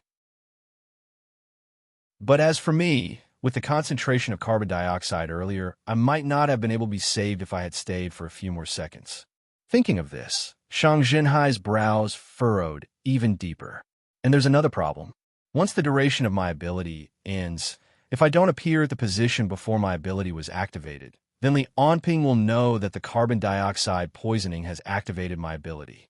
He'll also be able to confirm that even after my ability is activated, I won't be able to survive in an environment with a high concentration of carbon dioxide. If I were to hold my breath while moving forward. Thinking of this, Shang Jinhai looked at the two people who were surrounded by the spiritual tempest. I can hold my breath for about 1 minute. But if I have to go around those spiritual lightning bolts, capture the heavenly queen, and get her to bring me out, time is a little tight. I can't do this. It's too risky. Once I'm poisoned to death by the carbon dioxide, I won't be able to turn the tables. Thinking of the blood feud he had to bear, as well as his younger brother and father who had been killed by Li Onping, a hint of hatred appeared on Shang Jinhai's face. Why don't I change to another method? To Shang Jinhai, a long period of time had passed. However, to Li Onping and the Heavenly Queen, it was merely a short instant. In their eyes, Shang Jinhai was still maintaining his previous form, charging toward the spiritual lightning bolts. There's no effect? Seeing that Shang Jinhai had not changed at all and was still charging toward the spiritual lightning bolts, the first thing Li Onping did instinctively was to stop Shang Jinhai from being attacked and activate his passive ability. Therefore, he dragged the Heavenly Queen along, and amidst her cries of pain, he appeared several hundred meters away with a flash. Concurrently, Li Onping struck out with his palm, shattering the spiritual tempest. With the collapse of the spiritual tempest, the Heavenly Queen suffered a serious backlash.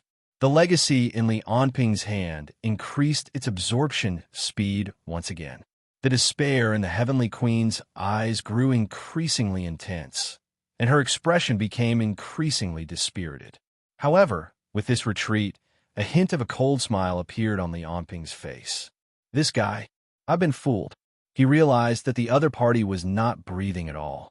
Instead, he was maintaining a state of holding his breath. It was not that the carbon dioxide poisoning had no effect on Shang Jinhai. It was just that Shang Jinhai had pretended that it had no effect, making Li Onping take the initiative to leave in order to prevent Shang Jinhai from activating his ability and getting close to the Heavenly Queen. As expected, when Li Onping looked toward Shang Jinhai, the corners of Shang Jinhai's lips curled up slightly, revealing a hint of a smile. You want to play? I'll play along with you. Li Onping's expression also revealed a hint of interest. He then exerted force in his arm, using the virtual field to pinch the Heavenly Queen's spiritualized body into the size of a thumb. Then he put her into his mouth. The other party's strongest spiritual attack was ineffective against him, and the weak physical attacks were nothing to him. They were completely countered by him. At the instant Li Onping closed his mouth, Shang Jinhai stopped holding his breath and took in a few deep breaths of carbon dioxide. Then the entire world before him once again turned still. When he saw that the Heavenly Queen had been stuffed into Li Onping's mouth, fury flashed in his eyes. This be asterisk starred. He clenched his fists tightly, feeling both fury and frustration. Shang Jinhai clenched his teeth and said, Li Onping, I'll definitely kill you. He had not expected that Feng Xingjian would be so ruthless to swallow the Heavenly Queen whole. Even if Shang Jinhai could activate his powers, if he was unable to pry open Li Onping's mouth, he would not be able to save the Heavenly Queen. Moreover, Shang Jinhai did not know that Li Onping was planning to use the sword legacy to absorb the Heavenly Queen's powers. He was very worried that Li Onping would really eat the Heavenly Queen up. This won't do. Right now, we're already at an absolute disadvantage. If it wasn't because Li Onping was overly confident, he would be able to defeat us just by using the defensive formation's teleportation ability. But, thinking of this, Shang Jinhai revealed a struggling expression. I can't give up on the Heavenly Queen. Moreover, if I were to escape by myself, he has the ability to teleport through space. Thinking of this, Shang Jinhai, who had a strong will, revealed a look of despair. He realized that he was at a complete disadvantage and did not have any means to turn the tables. Li Onping's abilities have completely surpassed everyone who had besieged Tianjing this time around. No, it should be said that his battle prowess is already stronger than everyone who had participated in the besiegement this time around. At the thought of this, Shang Jinhai felt more and more despair. The fury in his heart was unparalleled. Damn it, am I going to lose just like this? I haven't even been able to avenge my father's and younger brother's deaths. Am I going to die in Li Onping's hands as well? Shang Jinhai's face was contorted. The hatred and fury on his face were mixed together, making him look like a wild beast that was still putting up a fight. However, the duration would not be shortened by Shang Jinhai's fury and hatred. The ability's duration was slowly coming to an end. Shang Jinhai charged toward the training room's door as if he had gone mad. Under the attacks of his mental energy field and psychic chi, the door was quickly opened up. As he charged out, he kept on repeating to himself, "No, I can't die. As long as I'm still alive, there's still a chance." Thinking of how Li Onping had defeated the Heavenly Queen and the others like the autumn wind sweeping away fallen leaves, the terror in Shang Junhai's heart increased. Drops of cold sweat kept dripping down from his forehead. It's not a problem. With my abilities, even Li Onping will find it hard to kill me. As long as I'm determined to escape, there'll be a chance. To Shang Junhai's torturous time, it was just a short instant for Li Onping. He's giving up so quickly? Li Onping looked at Shang Junhai, who had suddenly disappeared, and a hint of disappointment appeared on his face. He spat out the Heavenly Queen from his mouth, allowing her to regain her human form. He then continued to stab the Heavenly Queen's stomach. The legacy was activated once again, continuously absorbing the psychic chi in the Heavenly Queen's body. The Heavenly Queen's countenance was already pale, but the venomous look in her eyes was getting increasingly stronger. She glared fiercely at Li Onping, as if she was accumulating her powers in preparation for the next round of confrontation. However, it was not long before a hint of bewilderment flashed on her face. Li Onping smiled and said, "What's wrong? You're looking for Shang Jinhai? He seems to have escaped." The Heavenly Queen's lips trembled, but she was still stubborn. "It's good that he's escaped. You won't be able to kill him. I've already told him the profoundness of the 6th energy level. When he grows stronger and reaches the 6th energy level, he'll come back to take revenge on you." The Heavenly Queen cried out in a sharp voice, "Li Onping, I advise you to let me go immediately. Otherwise, you'll only be able to watch as Junhai grows stronger and stronger. One day he'll kill you. You'll live in fear of death forever." Faced with the Heavenly Queen's threat, Li Onping shook his head. "It's not hard to kill him, just a little troublesome. Moreover, after I obtain your abilities, it'll be even easier. After I'm done with you, I'll go and deal with him." Saying this, he instructed, "Doctor, send Shang Junhai to a sealed space. I'll go and play with him one last time." From a teleportation earlier, Li Onping already knew that the defense formation, which was the doctor's phase matrix, was used to teleport people and objects by changing the spatial structure. Shang Jinhai's passive ability would not be activated by this kind of teleportation. Before the Heavenly Queen could figure out what Li Onping meant, she heard a loud boom. She turned her head and looked in the direction of the psychic energy incarnation. It turned out that the psychic energy incarnation had punched through the air toward the tunnel that Demir Tanner had dug out. After the punch, a thin rain of blood fell from the cave. Demir Tanner had been blown up by the psychic energy incarnation's punch through the air. As for his corpse, it had probably turned into countless pieces of flesh and exploded in the tunnel. Seeing that Demir Tanner had died just like that, the Heavenly Queen's face turned even paler. This was especially so when she felt that the psychic energy in her body was getting lesser and lesser. Her spiritual force field was also getting weaker and weaker. Even her spiritualized body was showing signs of degenerating into a material state. Her expression became even more unsightly. In his heart, he was already regretting his decision to besiege this time. Right at this moment, a silvery white lightning bolt darted out from a crack in the ceiling of the training room. It formed Lady's human form in midair. "Heavenly Queen, I'm here. Where's Li Onping?" Lady, who had just finished transforming, saw Li Onping and the Heavenly Queen looking at him at the same time. Seeing the Heavenly Queen being subdued, Lady felt his scalp go numb. He could not help but gulp.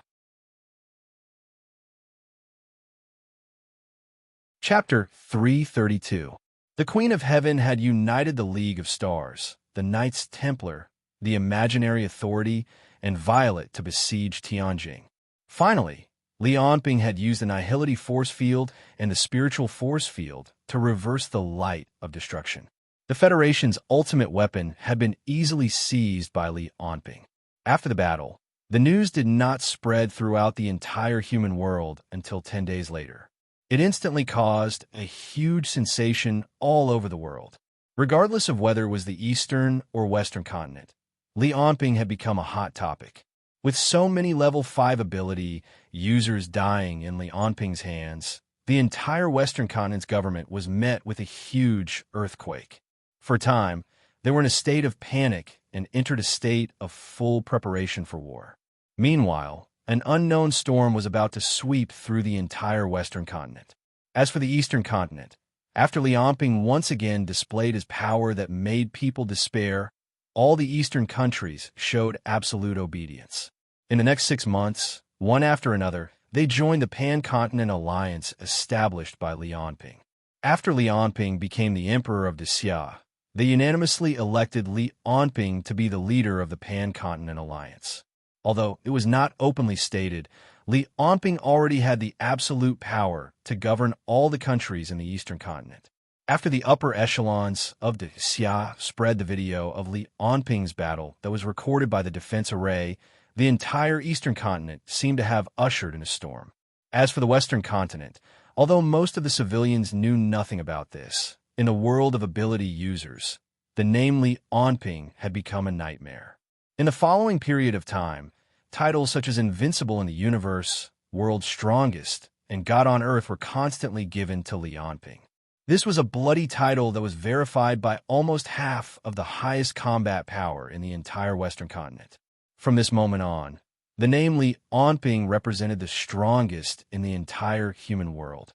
After that, into Xia, all kinds of information and analysis about this battle had become a compulsory lesson in all the major ability user schools, especially for combat ability users.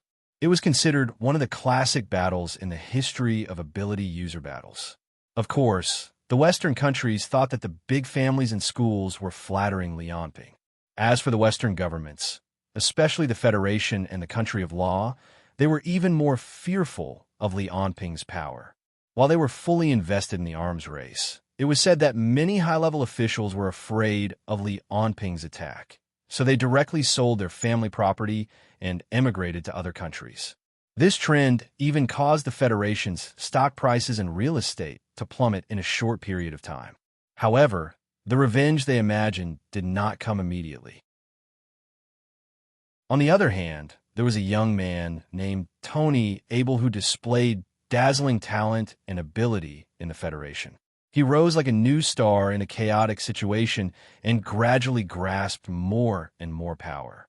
As for Xia, under the command of Li Onping, they were not in a hurry to take revenge.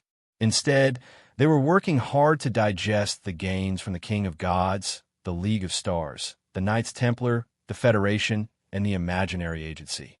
There were rumors that in the next year, Li Onping used the adamantium that he destroyed from the League of Stars robots and gathered the power of the Xia Dragonfinch to create 108 weapons of different forms that were known as the Noble Phantoms. Among the 108 relics, each of them had their own unique abilities, especially the 12 most powerful relics. They were called the anti-god weapons by the busybodies.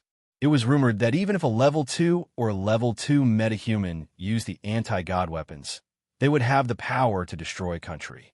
It was said that until now, only the best warriors into Xia Dragonfinch could be given the anti-god weapons by Li Onping.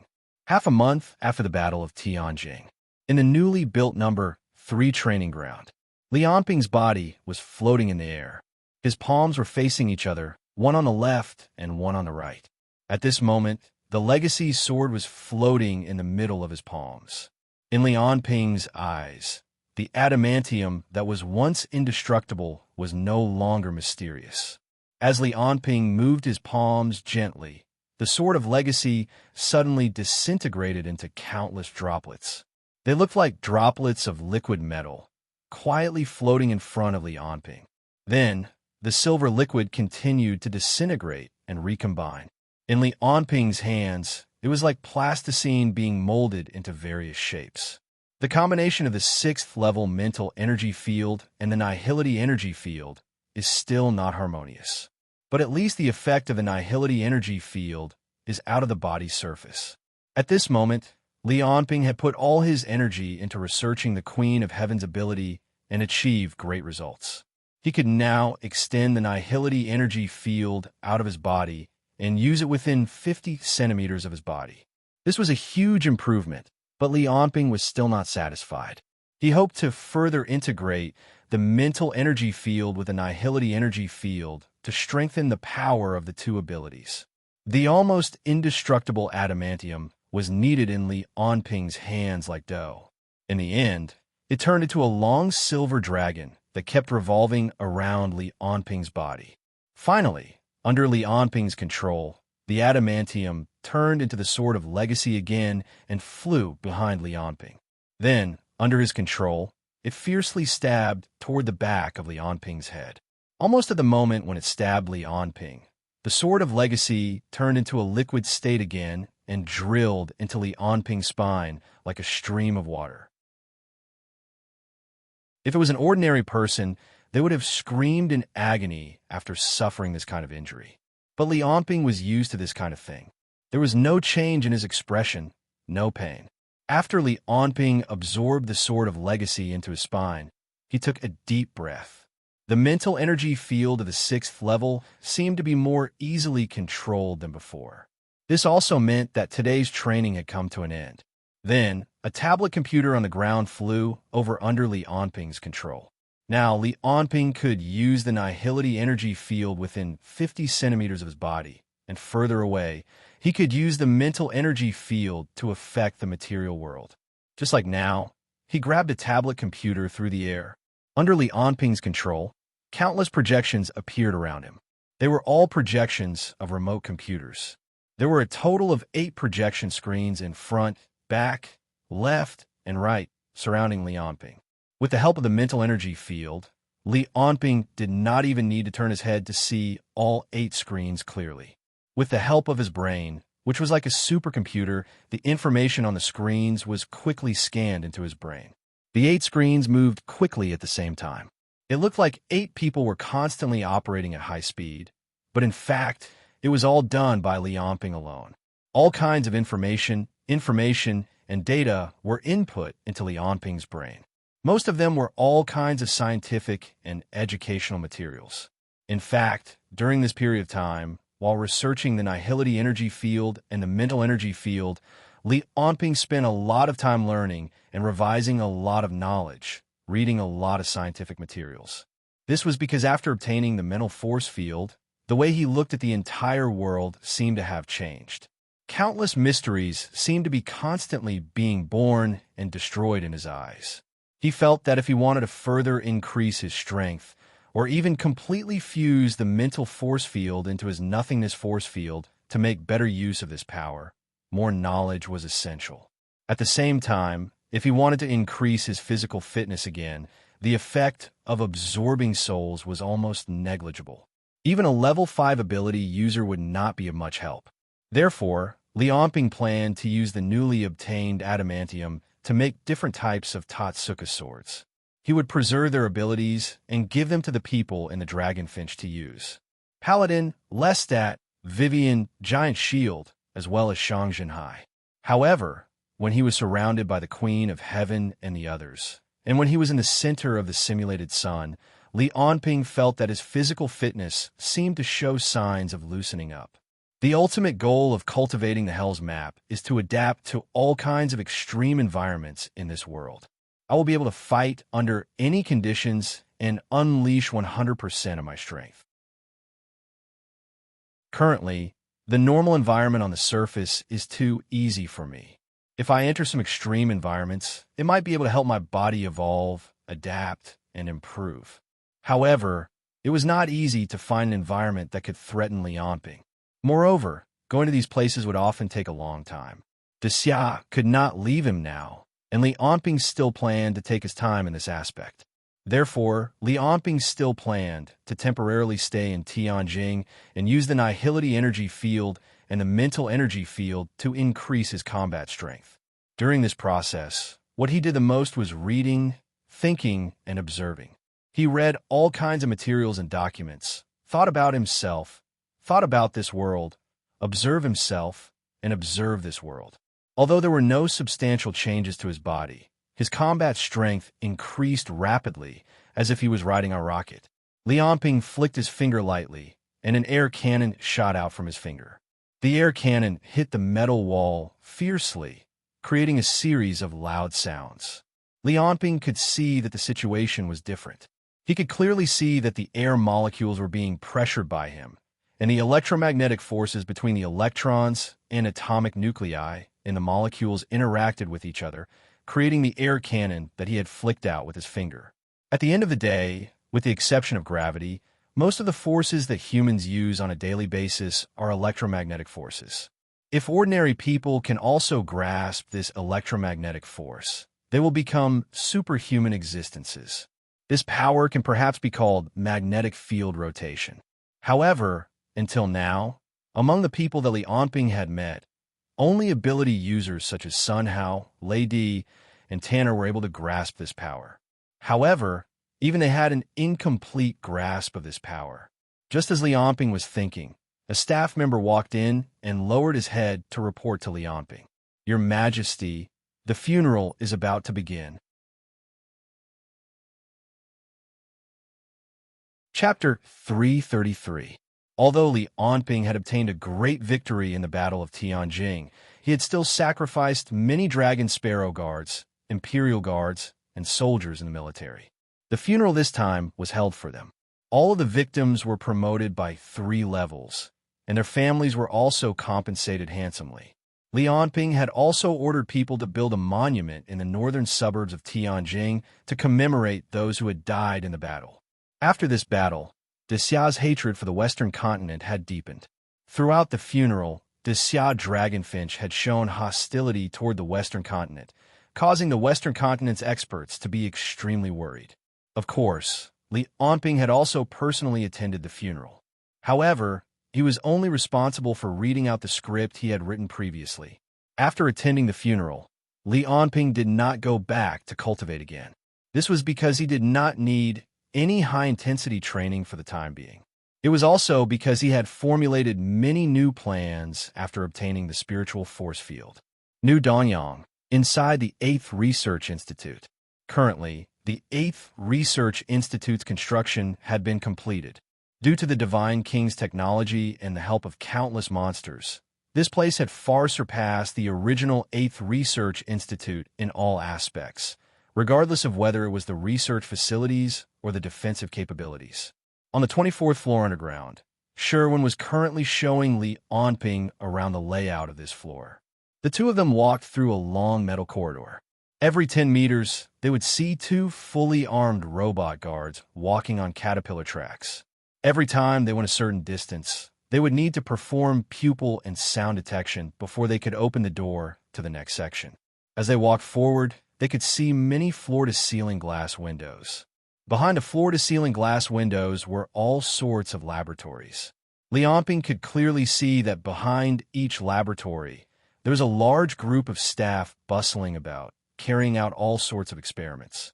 Sherwin did not miss the opportunity to report the current situation to Li Onping. Regarding the current Li Onping, even Sherwin, who was a research madman and did not care much about the secular world and etiquette, had to be careful with every word he said. That's the basic situation. We're now able to produce clones with the first level of energy. The function enhancers have also been completed, and the Dragon Sparrow guards have been using them quite well. As such, we will begin production next month. When the time comes, we will distribute them to the entire army. It should be able to increase the physical attributes of all soldiers by at least 200%. Li Onping nodded and did not say anything. His gaze was fixed on a laboratory behind a floor-to-ceiling glass door. There were 3 men and women sleeping in huge containers. They were none other than Lestat, Vivian, and Giant Shield from the Imaginary Agency. Next to the container, there were 4 silver-white items. They were a 3-meter-long knight spear, a pair of wrist guards, a harp, and a 2-meter-long greatsword. These 4 props were all personally made by Emma.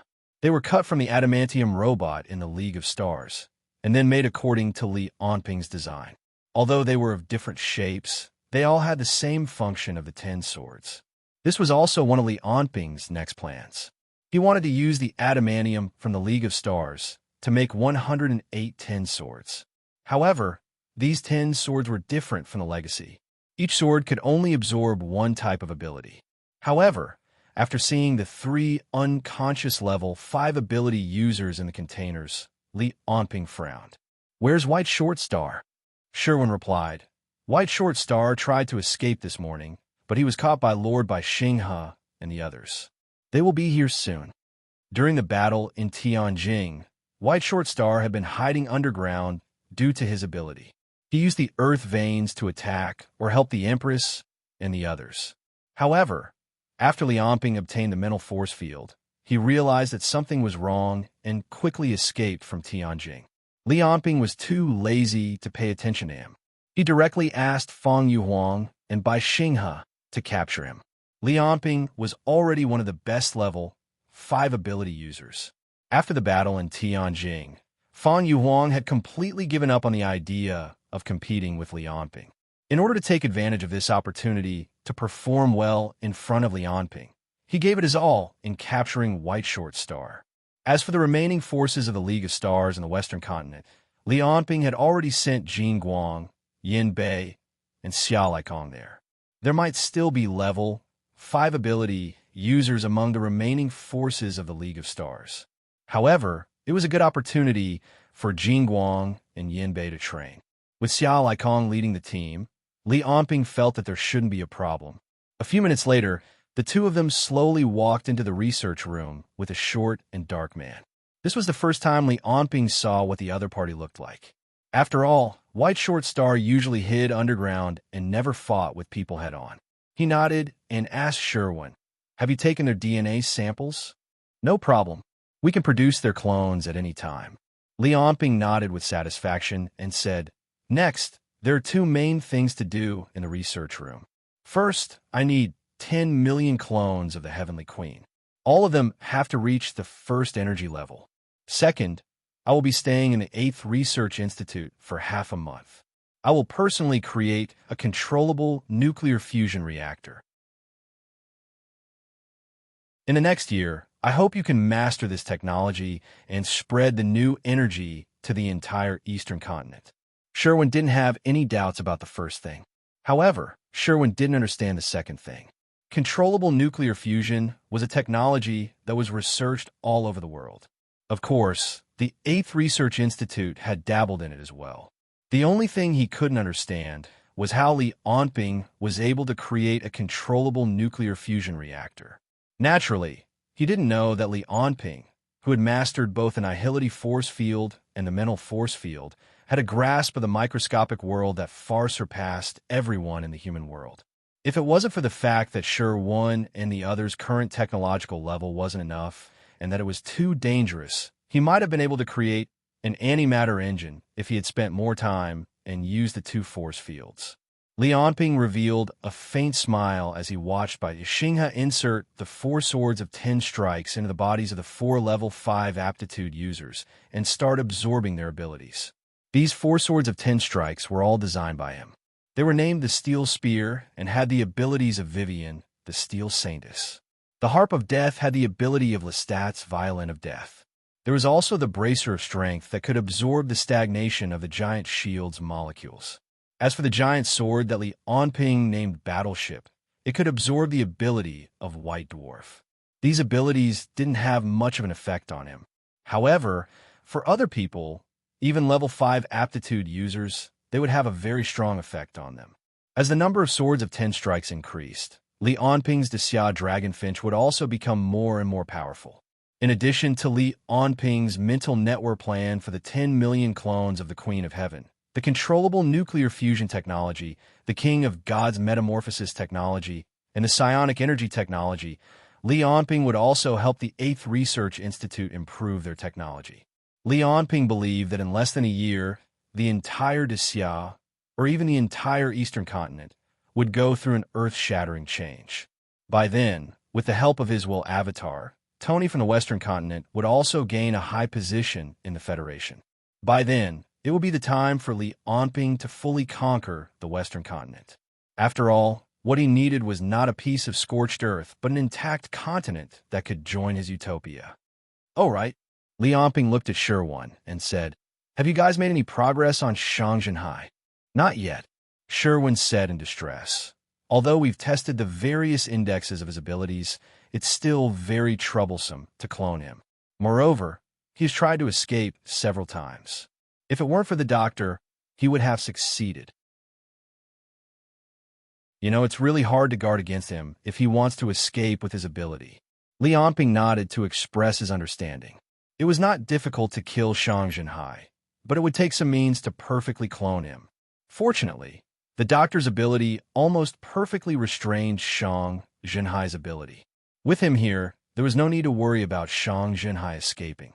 Thinking of this, he said, "Then let's not bother about him for now. I'll deal with him personally after I've completed controllable nuclear fusion." At this moment, Li Onping felt a wave of psychic energy sweep past him. He turned his head to look in the direction of a laboratory and saw White Short Star's twisted face. His eyes were filled with madness and despair. It was his psychic energy that had been sweeping the surroundings non-stop. After all, with the current technological means, there was no way to detect or even stop psychic energy. When White Short Star sensed Li Onping's existence, he roared fiercely, as if he wanted to rush to where Li Onping was. However, his entire body was bound by countless superalloys, and Fang Yuhuang and Bai Xinghe were watching him from left and right. His chest was also pierced by the battleship saber to absorb the energy. He could not break free at all. In the end, he could only use all his strength to roar at Li Onping. "Li Onping, I won't let you go even if I become a ghost." However, as soon as he finished roaring, Bai Xinghe slapped him on the head, and he could no longer say another word. Li Onping could naturally hear White Short Star's roar, but he had no interest in responding to such a loser's barking. He nodded at Bai Xinghe and Fang Yuhuang and left with Sherwan. He still had a lot of things to do in this year. However, although everything was going as smoothly as it seemed, there was still a shadow in Li Onping's heart that he could not get rid of. Because of the existence of the demon race, Li Onping had always been under great pressure. In particular, Li Onping decided to take some time to take a look at the monsters in the Codex Nation. In the Western continent, in the canyon north of Rogers City, the depths of the canyon, which was originally barren with only a few mountaineers, were now bustling with noise and excitement. There were huge construction vehicles everywhere, and countless Violet workers were excavating the ruins inside. Although Violet had suffered great losses in the Battle of Tianjing, the project here in the canyon did not seem to be affected at all. At this time, in a cave in the deepest part of the canyon, a team of workers was looking at a door in front of them with a fanatical expression. A bald, middle-aged man shouted excitedly, "We've finally finished collecting the blood of the chosen. John, how's it going on your side?" "It's done." "Me too. I'm done here too." Amidst a series of reports, the door in front of them, which was made of an unknown material, suddenly made a clanging sound and slowly opened inwards. Months of hard work finally paid off. Under the leadership of the middle-aged man, all the staff members began to send the robots behind the gate one by one. All kinds of data about the air, humidity, and internal environment were displayed on their instruments. When they saw the image inside the door, the middle-aged man was the first to shout excitedly, "It's the Custer people. Their ruins really exist. These ruins have a history of at least 10,000 years." In the eyes of everyone, as the robots advanced, a series of murals first appeared, and then a huge statue appeared in front of them. It was a one-eyed giant more than 10 meters tall. The giant's left hand was holding an altar that looked like a gate, and on his right hand was a little person of the same height as an ordinary person. Just when everyone was excited and determined that there was no danger behind the door and rushed in, No one noticed that the eyes of the little statue in the giant's hand seemed to move slightly. After the middle-aged man rushed in, he couldn't wait to look at the rows of hieroglyphs on the wall. It's indeed the language of Khusdar. This should be one of their tombs back then. Let me see. It seems to be an agreement written here. No, it's the appointed day. What's that? Suddenly, a chill rose in the middle-aged man's heart. He didn't know when, but there were no other voices around him. He turned his head abruptly, but he couldn't see anyone. But in the next moment, shrill screams resounded throughout the canyon. That night, the entire Violet team in the canyon was attacked, and no one survived. The right hand of the one-eyed giant statue was now empty. Chapter 334. In a small town in the Western continent, there was a leisurely scene everywhere. This was the border of Taurus, a small country in the Western continent.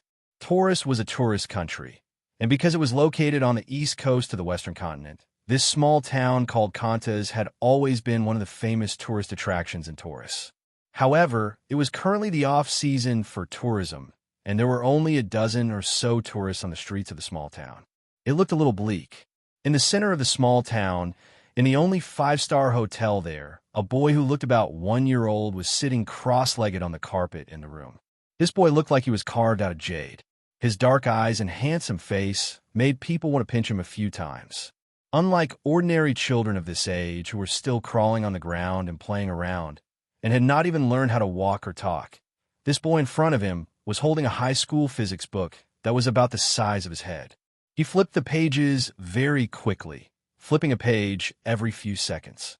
However, he would often stop after flipping a few pages, close his eyes, and think silently for a few minutes before turning the page again. If ordinary people were to see this scene, they would definitely be very surprised. After confirming that he could indeed understand high school physics, they would treat him as a genius. However, Wei Shir, who was sitting on the bed beside him, was already used to this. At this moment, she was half sitting on the bed with a haggard face. Her originally radiant and beautiful image had been taken away by wrinkles, white hair, and a face full of fatigue. In recent months, the situation had become more and more difficult, especially when the core forces of the League of Stars were defeated in Tianjin City. After Shang Jinhai's whereabouts were unknown, the entire League of Stars was on the verge of falling apart. However, Xia did not let them go. Jin Guang, Yin Bei, and Xia Likong went to the Western continent. Through Li Anping's memory of the Queen of Heaven, they went around killing the League of Stars members who were hiding in various places. This made the people on Wei Shir's side even more anxious. Wei Shir herself was on tenterhooks because of this. After all, she was the one who had offended Li Anping. If she was in Li Anping's shoes, she would definitely have a deep hatred for her.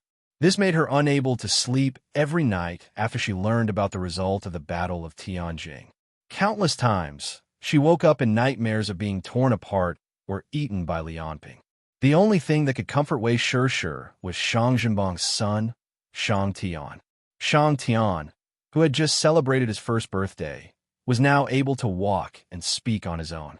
He had even learned all the commonly used words in the Federation language and had self-taught himself from elementary to high school. The talent he displayed made Wei Shir both happy and afraid. He was happy that his son had such amazing talent, but he was afraid that his son, who was only a little over a year old, would be hunted down by the strongest person in the world. Thinking of this, Wei Shir could not help but feel worried. Li Anping had yet to make a move, but just the 3 people under him had already turned the entire League of Stars upside down. Intimidated by Li Anping's inhuman battle prowess, the 3 great countries in the Western land had turned a blind eye to Jin Guang, Yin Bei, and Xia Liekong's actions. There were even some officials who had opened the doors for them in private, attempting to befriend the king of the Eastern world. This made the situation even more difficult for the League of Stars members, who were hiding everywhere. Thinking of the League of Stars' former glory and its current desolation, Wei Shir could not help but let out a sigh. Maybe it's time to find an opportunity to put an end to this matter. When Shang Tian, who was reading a physics book, heard his mother's sigh, he lifted his head and asked calmly, Mom, have we been hunted down recently? Wei Shirsher frowned and forced a smile. Who told you that? We're only here for a vacation for a few days. We'll be going back in a week. However, the young Shang Tian spoke slowly with a calmness that did not match his age. Last night, Uncle Night Beast and Uncle Sky Shatterer thought I was asleep. I eavesdropped on them. Night Beast and Sky Shatterer were the last two level 5 ability users in the League of Stars.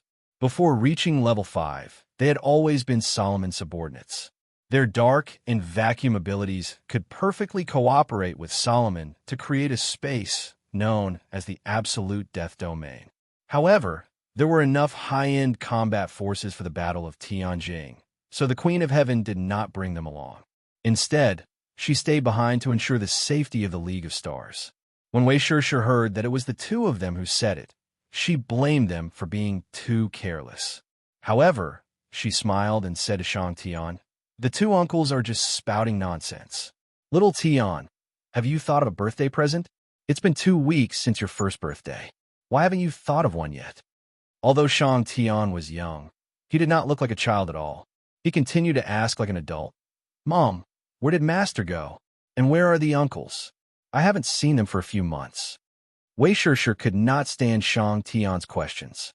Just as she was about to find an explanation, the door to the hotel room was suddenly knocked open. A bald man rushed in.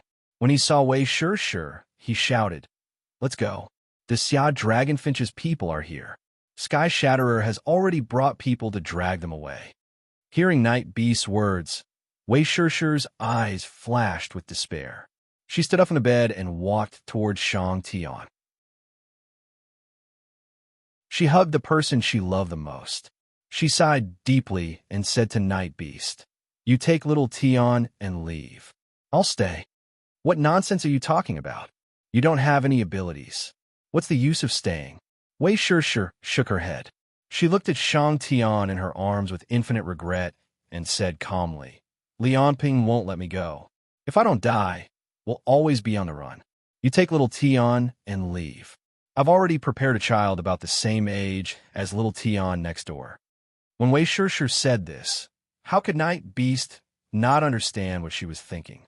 She clearly wanted to sacrifice herself to hide her son. Furthermore, Wei Shirsher was certain that Li Anping wouldn't let her go. If she didn't die, her son would never have a day of peace. Shang Tian was in Wei Shirsher's arms. When he heard the conversation between the two, there was no expression on his face. However, his originally calm face seemed to have become even colder. "Mom, the person who wants to kill us, is it that guy called Lianping? Did Master and Uncle both die in his hands?" Wei Shirsher, who was hugging Shang Tian tightly, was shocked when she heard Shang Tian's words. "How do you know all this? Who told you?" She said anxiously, "Don't listen to other people's nonsense. After people die, they just go to another place. It's not a big deal." Thinking of this, she seemed to know that she wouldn't be able to fool her extremely precocious son. She held Shang Tian tightly and said, "Tian Tian, promise me that you won't seek revenge on Li Anping." Seeing her 2-year-old son frowning, Wei Shirsher said anxiously, "Promise me that you won't seek revenge on Li Anping for the rest of your life. Don't go to the Eastern Continent. Just be an ordinary person." When Shang Tian saw Wei Shirsher's haggard appearance, he immediately nodded. She then handed him over to Night Beast. Throughout the entire process, Shang Tian displayed an inhuman calmness. He didn't say a single word, as if nothing had happened. Wei Shirsher looked at Shang Tian in Night Beast's arms and felt as if her heart was being pierced by a knife. "Night Beast, take good care of Tian Tian. Take care of him until he grows up." Night Beast looked at Wei Shirsher, whose eyes were red as if she had aged 10 years. He sighed and nodded heavily. "Don't worry. As long as I'm alive, I won't let him suffer any grievances." Wei Shirsher nodded at Night Beast with red eyes and watched as he carried Shang Tian away. 20 minutes later, when Jin Guang and Xia Laikong opened the door of the hotel room, they saw Wei Shirsher standing in front of the window with a little boy around Shang Tian's age in her arms. When she heard the noise behind the door, she turned around and looked at Jin Guang and Xia Laikong. She said calmly, "I'm Wei Shirsher. Bring me to Lianping. Jing Guang frowned and looked at Xia Laikong. Who is this woman? I don't know. Xia Laikong shrugged. She's just someone from the League of Stars. Then kill her. Jing Guang looked at Wei Shishir coldly and pointed his finger. Then a golden chi as thick as a thumb shot through Wei Shishir and the little boy in her arms. Xia Laikong wanted to stop it, but it was too late. He looked at Wei Shishir's body and sighed. You and Yin Bei are too murderous. Why didn't you listen to what she said before attacking? Plus, there's a kid. Everyone from the League of Stars must die. It's better to kill the wrong person than to let them go. This is His Majesty's order. Wei Shishir's eyes were wide open as she stared at the ceiling of the hotel. She didn't expect that they would kill her without saying anything. She also didn't expect that Li Anping's order didn't include her name at all. It only included her and the entire League of Stars, leaving behind the last trace of reluctance, regret, and despair. Wei Shishir's flame of life gradually extinguished. In the wasteland outside the town, Shang Tian sat in the arms of the night beast. Like a shadow, his whole body was covered in black as he quickly escaped into the distance. In his small eyes, the town was completely surrounded by flames. In the sky, Yin Bei, who used a steel spear, turned into a knight of death. Wherever he went, hundreds of small missiles were fired from his armor, turning the entire town into ruins. From the beginning to the end, Shang Tian didn't show a trace of sadness or pain. However, his eyes had unknowingly become as cold as an iceberg. From this day onwards, Shang Tian, who was only a little over a year old, didn't say a word. At the same time, in the Law Country, the area that was occupied by monsters and sealed off by the Order of Universal Truth was known as the Death Zone. At the moment, on the coastline of the Death Zone, looking from afar, one could see a deep blue light suddenly soaring into the sky from the originally calm sea. The sea within a radius of hundreds of kilometers surged as if a storm was about to arrive. In the entire Death Zone, all the monsters, whether they were lying on human corpses eating, hiding in the ruins to rest, or fighting with humans, all stood up and looked in the direction of the blue light. They opened their mouths and roared silently. At the same time, a golden-haired man sat like an emperor in the depths of the ruins. Hundreds of humanoid monsters lined up in front of him, and as if they were delicacies, they took turns to deliver themselves to the man. Initially, he had just ripped off the head of a monster in front of him and was about to stuff it into his mouth. However, at the same time, he turned his head to look in the direction of the sea and mumbled to himself, "They're finally here." The next moment, he suddenly stood up. With a slight push from his legs, he jumped into the sky. He only smashed toward the ground several kilometers away like a meteor. After leaving behind a huge crater, he jumped up again. Just like that, he moved rapidly toward the coastline like a flea. As he moved forward, there was a hint of excitement in his eyes. There seemed to be drool dripping from the corners of his mouth. After being idle for so long, I can finally go all out. Humans, he. He let out a wild roar toward the sky. This time, I'm definitely going to have a big meal.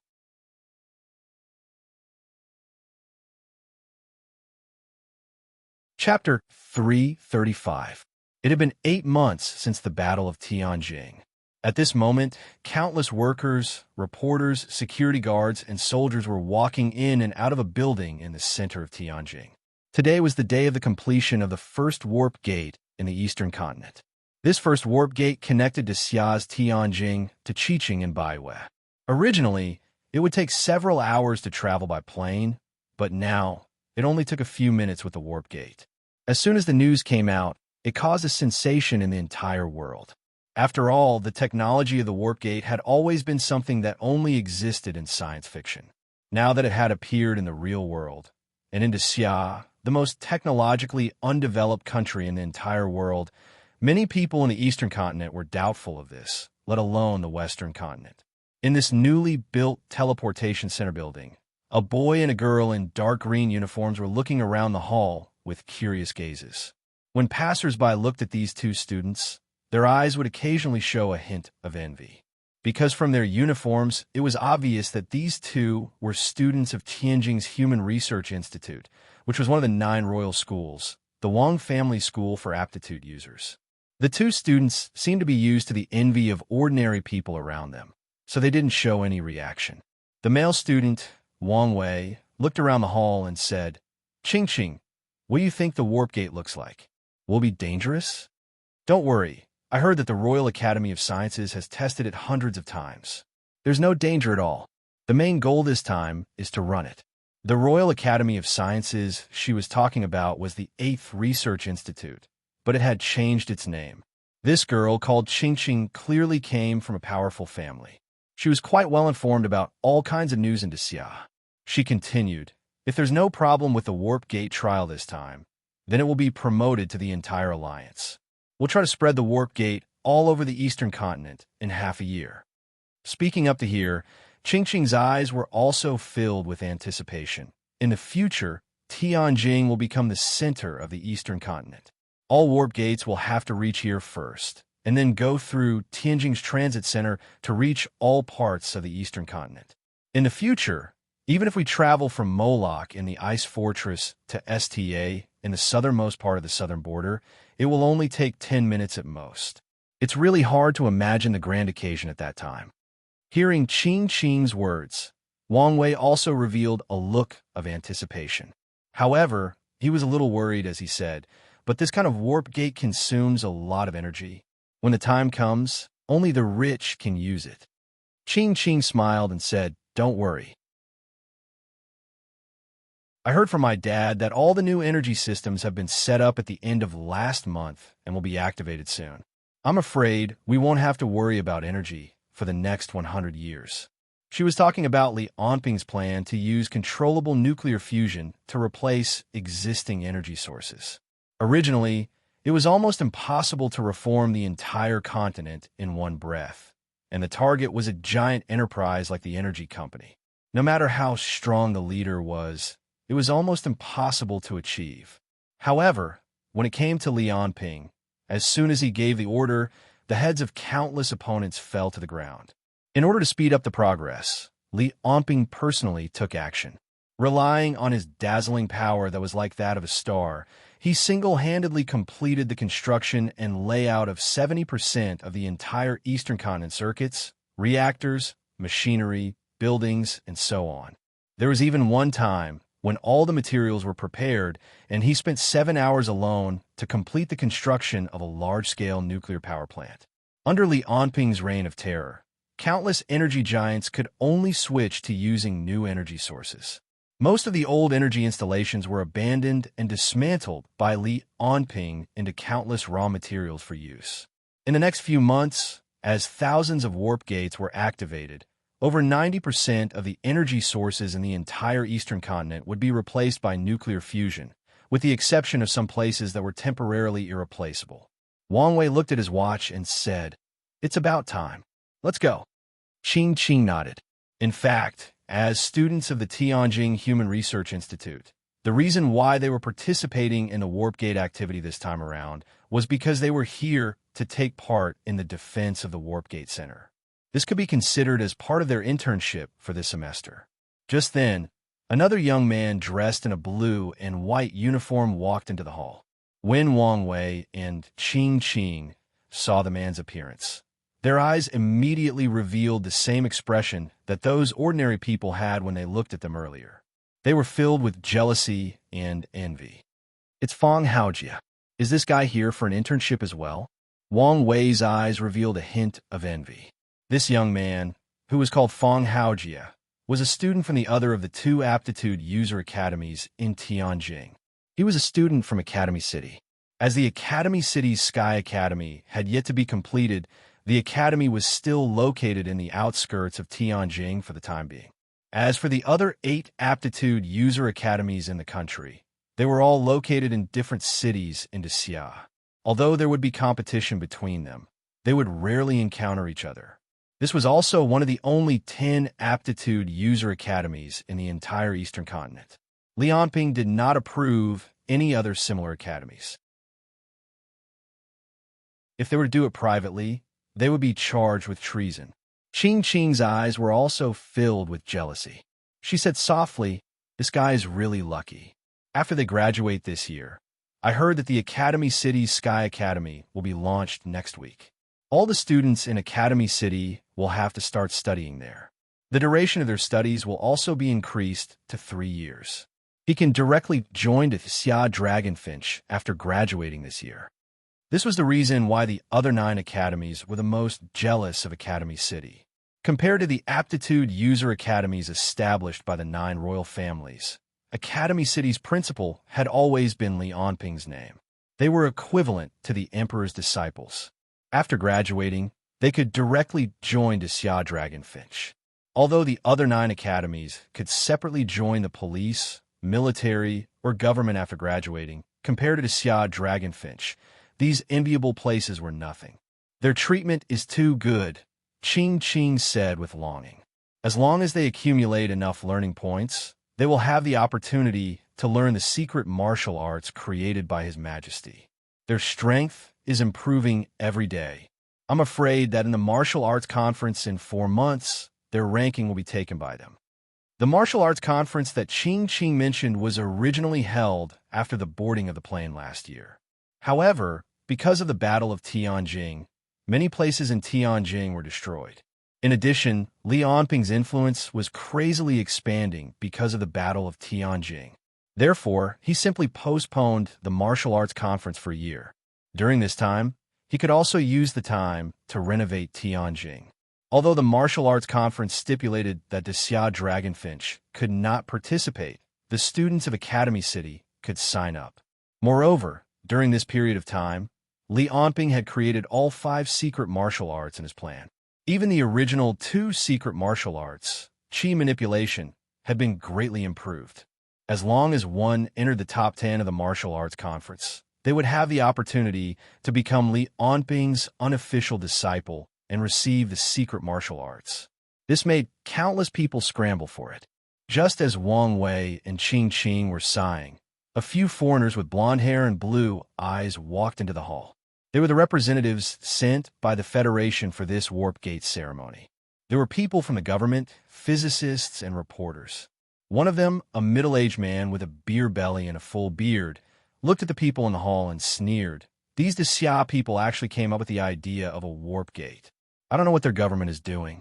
How could they really approve the construction of such a thing? I'll definitely expose their tricks later." Compared to his attitude, another young reporter had a different opinion. He whispered, "There's news that the Warp Gate technology has been tested successfully. If this is true, I'm afraid the federal government will also introduce this technology. When that happens, the distance between the eastern and western continents will be closer than ever." The beer belly laughed in disdain. Obviously, he didn't believe that there was such a thing as a Warp Gate technology in this world. He said to a tall and thin man with a cold expression, "Dr. Homan, you'll be responsible for exposing them at the press conference later. I've already contacted the reporters. Don't be afraid. Do what you have to do. I can't let the Federation waste money on this kind of thing." The doctor named Huoman nodded his head vigorously. He was just an ordinary physicist in the Federation. His main purpose for coming here with the delegation was to expose Great Xia's scam. They didn't believe that the Xia, a country that was at least 20 years behind the Federation in terms of technology, could invent a warp gate technology. He was also hoping to make a name for himself internationally through this operation so that he could get funding for his research in the future.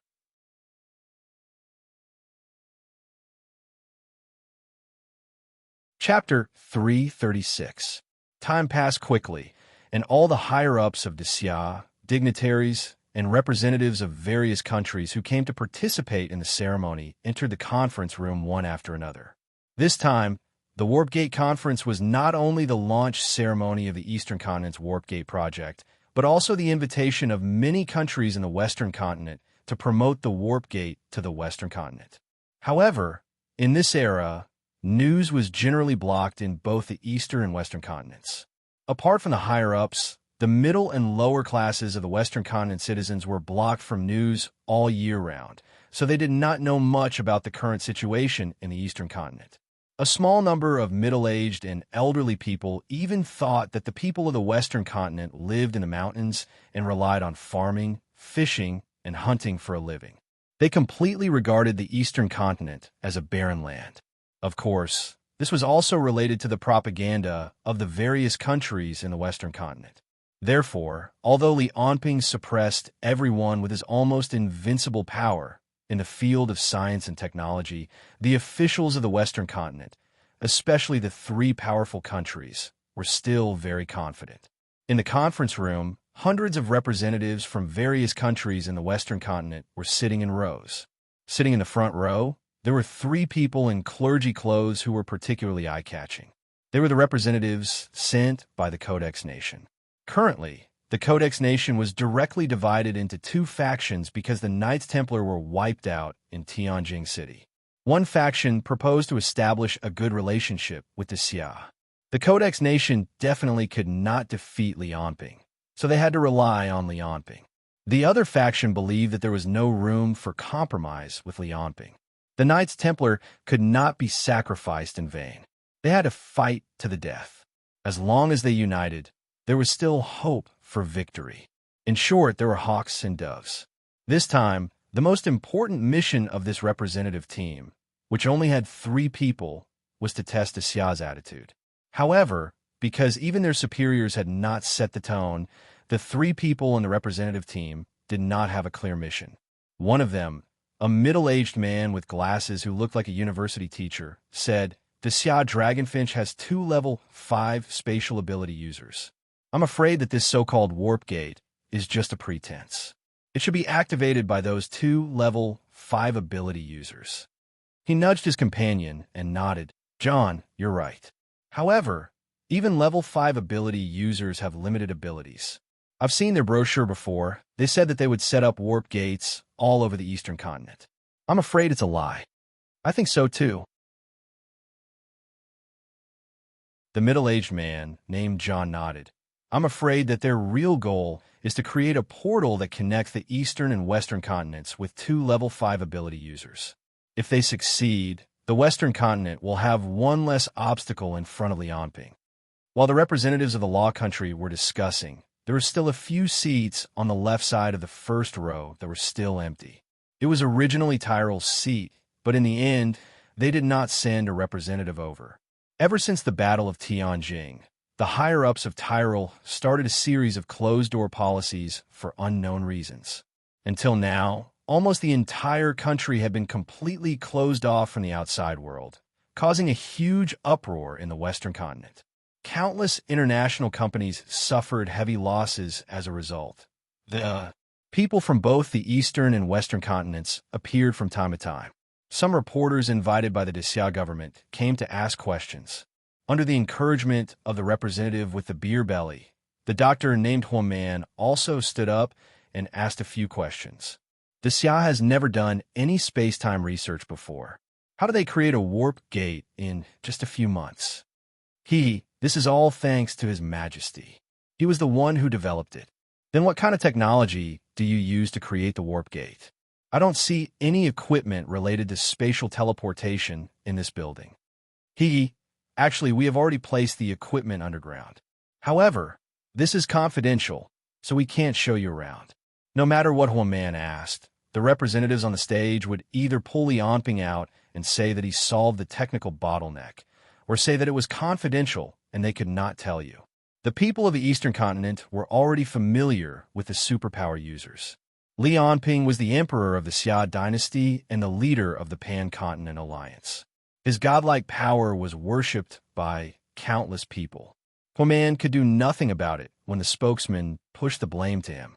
Huoman, who was also sitting in the first row, turned around and looked at Huoman with a murderous look in his eyes. Wang Ku, who was sitting next to him, said softly, "Should we send someone to teach him a lesson? He's just a clown. Don't worry about him." Huoman became more and more confident after hearing the representative's answer. Finally, he sneered and pointed at the representative's nose and said, "Maybe you can complete 1 or 2 spatial teleportation, but I strongly suspect that you are cheating with your superpower. You didn't invent the warp gate technology." What we're going to see later is a warp gate created by the Xia Dragonfinch's level 5 ability user, Emma, right?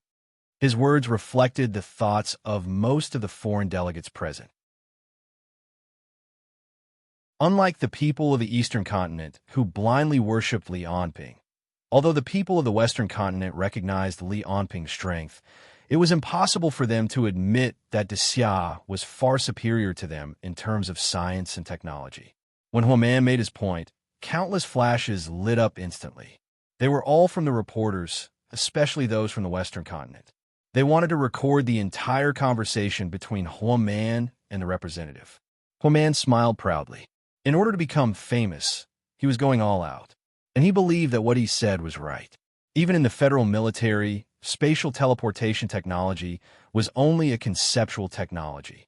How could Xia develop it in just a few months? Facing Huoman's question, the representative just smiled and said, "Everyone, I think we can use practical actions to answer Dr. Huoman's question. In fact, the room that everyone is entering is the room that will be used for warp teleportation in the future. Friends, we will meet again in Chi City." Before he could finish his sentence, everyone's body emitted waves of blue light. In the next moment, all of them lost their consciousness, and their bodies gradually disappeared from head to toe. And in the hall of the warp gate in Chi City, their bodies gradually appeared from head to toe. It wasn't until 1 minute later that everyone came back to their senses. Instantly, the whole hall became noisy. The representative shouted into the microphone, "Everyone, we have arrived in Chi City. If you don't believe me, the gate is behind. You can go out and take a look." Huoman was the first to rush out. When he saw that the outside of the hall was decorated exactly the same as the warp gate in Tianjing, he was overjoyed. But when he saw Bai Yueyu on the wall, the floor, and the screen, he frowned. Impossible. How could the Xia people complete the warp teleportation technology? They must be deliberately mystifying. But when he saw the scene outside the window, he was shocked. It was no longer Tianjing. It was completely the streets of Chi City. How is this possible? Is this really a warp gate? It wasn't until all the other representatives ran out and walked directly to the streets of Chi City that they accepted the existence of the warp gate with a dull face. How is this possible? This is really Bai Yu? Only a few minutes have passed. Everyone couldn't wait to take out their mobile phones and start making calls. Even the representative with the beer belly from the Federation made a phone call in disbelief. He really couldn't believe that de Xia really had the warp gate technology. But whether he believed it or not, everyone who participated in this warp gate trial understood that the whole world was about to change. In the western mainland, on the border of the Codex Nation near the death zone. On the tall steel city wall, several soldiers of the Codex Nation were patrolling on the wall with machine guns. However, because the monsters have been crazily hunting the people trapped in the death zone for the past 2 years, the number of humans has decreased sharply. Almost less than 100 people are left. The number of monsters has also decreased sharply. It has been more than a year since they attacked the defense line established by the Codex Nation. Therefore, the soldiers on the wall were very relaxed. After taking a few glances, they gathered together and chatted. "Have you heard? A serial murder case has happened in the Federation. Hundreds of people have been dismembered. It has already caused a sensation in the Federation. Those heretics are all corrupt countries and corrupt bureaucrats. If the case happened here, I'm afraid the murderer would be caught the next day." Just as the few of them were chatting happily, a soldier suddenly pointed in the direction of the death zone. "Look, it seems like something is flying over. How is that possible? Are you seeing things? Monsters can't fly." Just as they were talking halfway, a total of 4 soldiers' heads flew into the sky at the same time. Blood gushed out from their wounds like a fountain, leaving 4 headless corpses on the ground. At the same time, 3 strange figures with black gas all over their bodies appeared next to the corpses. One of them was the blonde man who originally appeared in the depths of the death zone. However, the originally arrogant man was now standing next to the other 2 black figures with a respectful expression. The other 2 strange figures that kept on emitting black gas were about 2 meters tall. Their bodies were covered in a layer of gray carapace that seemed like bones. There were two long, sharp horns on their heads, and their long and thick tails swayed in midair from time to time. Each time the tails slashed through the air, there would be a crackling sound. The two monsters that did not look like humans at all clearly had a hierarchy. The one standing at the very front appeared to be taller and stronger. He squatted down in front of the few soldiers' bodies, dipped his fingertips in the blood, and put them in his mouth. An extremely delighted expression immediately appeared on his face. "So, this is a human?" The voice coming from his mouth was completely different from any known language, but one could tell that he was smiling. "I've only heard from Father that this is an extremely delicious food. It really didn't disappoint me." The blond man at the side had come to the human world 2 years ago. At this moment, he said with a respectful expression, "Your subject thinks that the most delicious part of a human's body is their heart. Your Highness can have a taste." "Oh, is that so?" He pointed out a finger, and an afterimage flashed by. A heart had appeared in his hand at some point in time. The monster bit down, and 1 second later, it immediately let out a series of joyful laughter. "Ha ha, delicious, so delicious. Living creatures like humans are really too delicious." Just then, a military officer suddenly walked out from the darkness. Waves of psychokinesis were emitted from his body, and he looked at the monster trio with killing intent. He said coldly, "Are you a new breed of human monsters? Reckless monsters, to think that you've come to kill my subordinates." When a monster that was addressed as His Highness saw this ability user, a gleam appeared in its eyes. "This human seems to be even more delicious." A few seconds later, it was already lying on the military officer's body and chewing crazily. Chewing sounds kept coming out from its mouth, and its face was filled with an excited and happy expression. It was as if an ordinary person was eating a big meal. To it, humans were a type of delicious food.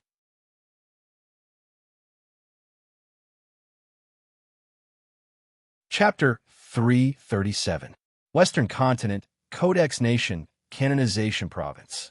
The raging flames, along with thick black smoke, soared into the sky within the city.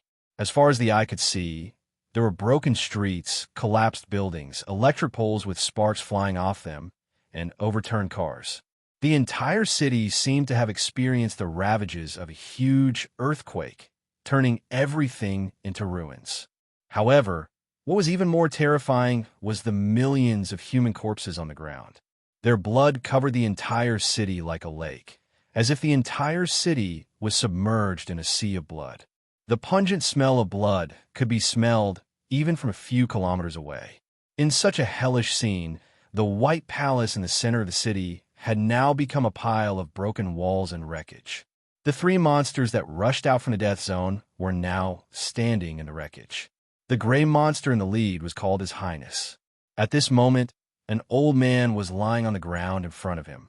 The monster directly stepped on the old man's head, watching the old man shivering under his feet.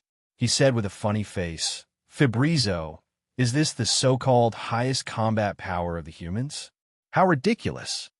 The golden-haired man at the side lowered his head and said, "Yes, this human is called the Pope. He's currently the highest combat power of the humans on this continent. There's also the Eastern Continent. Although I haven't been there, the highest combat power there is also level 5.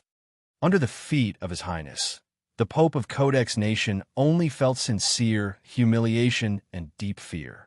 This fear far surpassed the humiliation, causing him to lie on the ground without daring to move. The power of a level 5 energy was like a child's toy gun at this moment, making him feel no sense of security at all. The three monsters in front of him only took half an hour to wipe out the entire hall of Codex Nation and 100,000 Guardian Legion, as well as killing millions of people in the city. The Pope could still see the strength of the golden-haired man, which was about level 5 energy. However, as for the other two gray monsters, the only thing the Pope could be sure of was that they were more than 100 times stronger than all the creatures the Pope had seen since he was born. "Lord, is this your test for us?" He couldn't imagine how such a thing could exist in this world. The only thing he could do now was to use his dignity to hold back the other party. Her Highness, who was stepping on the Pope's head, rubbed her chin. The sharp claws on her hands collided with the Pope's stratum corneum, producing a piercing sound. What a laughable highest combat power! However, if a few of them were to gang up on you, you would indeed be no match for them. No wonder you haven't conquered this world yet. Fabrizio smiled happily. Thank you for your forgiveness, Your Highness. He had always been worried that the other party would punish him for not establishing a real advance base and collecting information in this world. Now, it seemed that the other party was far easier to deal with than the rumors said. His Highness did not pay any attention to Fabrizio.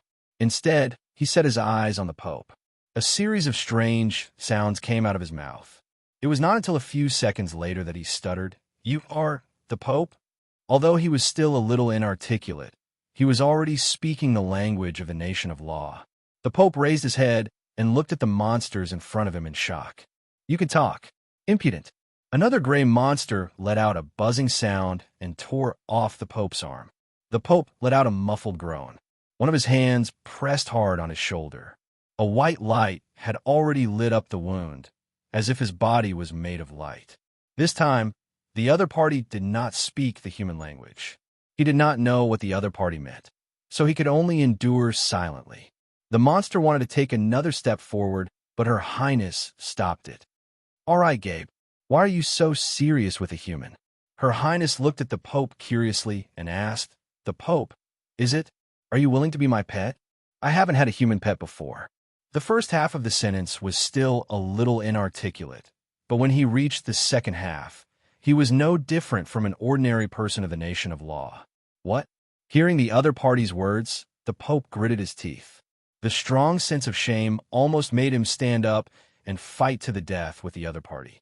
However, when he thought of the other party's unfathomable strength, he restrained himself and said word by word, "A human will never be a pet." Hearing Her Highness's words, Gabe, who looked similar to Her Highness, frowned and said, "Your Highness, do you want to bring him back? Forgive me for being blunt, but with this human's physical strength, I'm afraid he won't be able to survive on our side." Her Highness nodded. She and Gabe did not care about the Pope's answer at all. It was like when a person went into a pet shop to buy a dog. Who would care about what the dog thought? "Forget it. I'll just eat him." Her Highness's finger gently moved across the Pope's chest and tore off a large piece of flesh.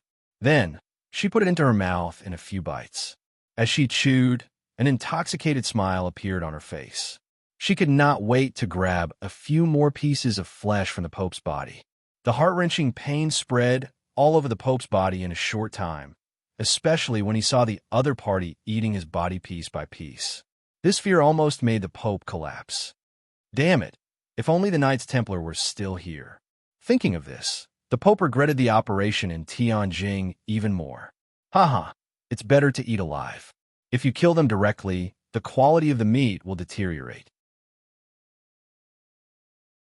Her Highness swallowed another piece of flesh. Blood flowed out from the corner of her mouth, making her expression even more ferocious. But the stronger humans seemed to be more delicious. Fabrizio nodded repeatedly. Indeed, the taste of humans seems to be related to their individual strength. The stronger they are, the more delicious they are. There are probably only a few dozen of them in this world. Her Highness licked her lips. "Gabe, go back to the gate. Don't let anyone come over." The monster named Gabe did not question Her Highness's order.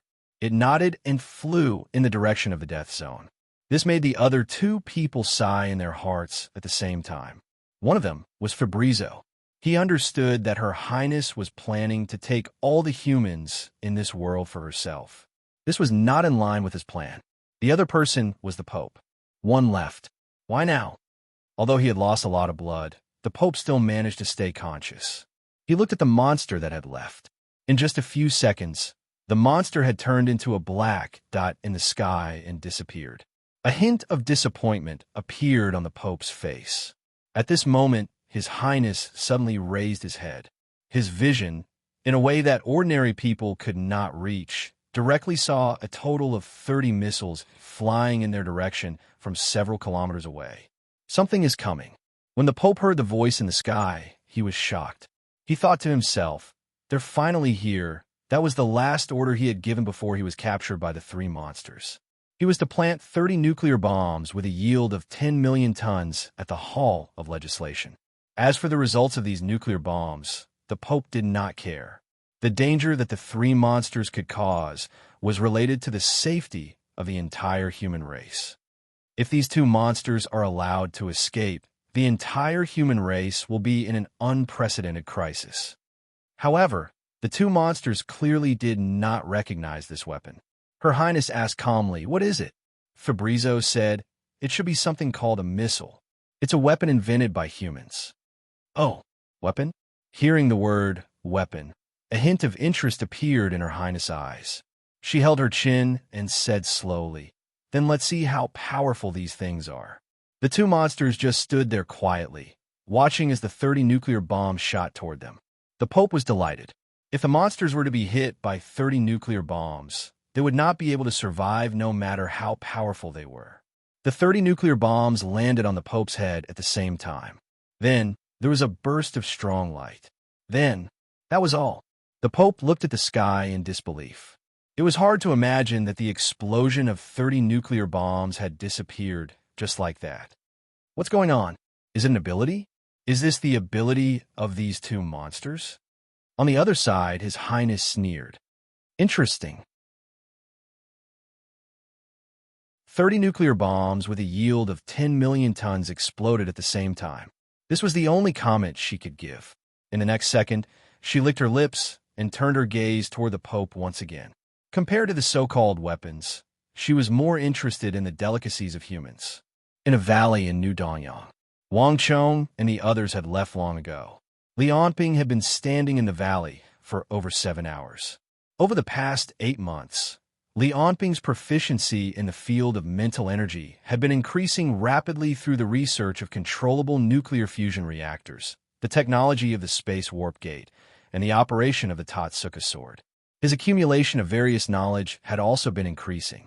Therefore, although his physical attributes had not improved, his battle prowess had been increasing. It was because the research and learning over the past 8 months had allowed his brain to accumulate sufficient knowledge. He had seen through the profoundness of countless worlds, and the macroscopic and microscopic domains had never been so clearly displayed before him. Right now, the foundation of all his abilities was the most basic physical attributes such as strength, agility, and stamina. These were his foundations. Above these was the nihility force field. Expressing his physical strength in the form of a force field was equivalent to amplifying his physical battle prowess. Meanwhile, the Queen of Heaven's 6th-level mental energy field was based on his physical attributes and the nihility force field, allowing him to enter the microscopic world and carry out atomic-level operations. This was equivalent to amplifying his battle prowess once again. Therefore, no matter how many moves and methods he had at hand, Li Anping understood that his foundation was still his physical strength. The stronger his physical strength, the stronger his nihility force field, and the stronger his ability to control molecules, atoms, electrons, and other particles would become. His battle prowess would also rise steadily. Therefore, Li Anping thought of a total of 3 methods to make his battle prowess undergo a qualitative change. The first was naturally to rapidly increase his physical attributes. However, with his current value close to 40 points, it was already too difficult for him to rapidly increase it. It was already quite impossible to rely on eating clones and level 5 ability users. Next time, he would have to go to some extremely harsh environments, such as the depths of the Earth's core or the surface of a star, and see how much his body self-evolution would help him in increasing his physical attributes. However, he was temporarily unable to find the time to do these things. The second method was naturally to once again increase his ability level. If he could reach the 6th level right now, his strength would naturally undergo a qualitative change again. Li Anping, through reading the Queen of Heaven's memories, already knew the difference between the 6th and 5th level.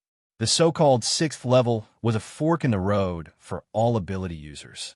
Ability users who reached this level would choose between the spiritual realm and the material realm, 2 paths.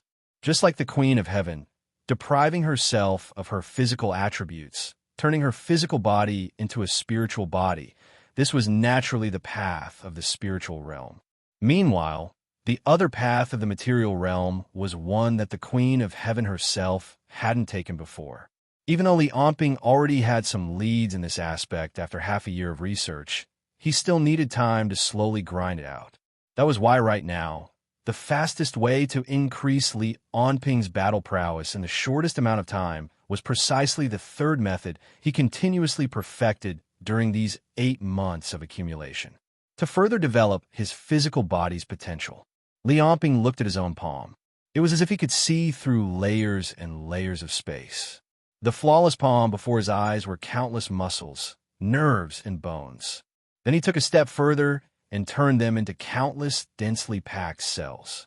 Below the cells were countless molecules, atoms, and electrons that Li Onping couldn't even count.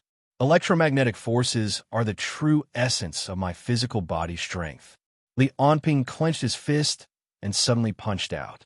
As the fist wind trembled, a mountain several kilometers away let out a series of rumbling sounds. Then it turned into countless fragments and fell toward the foot of the mountain.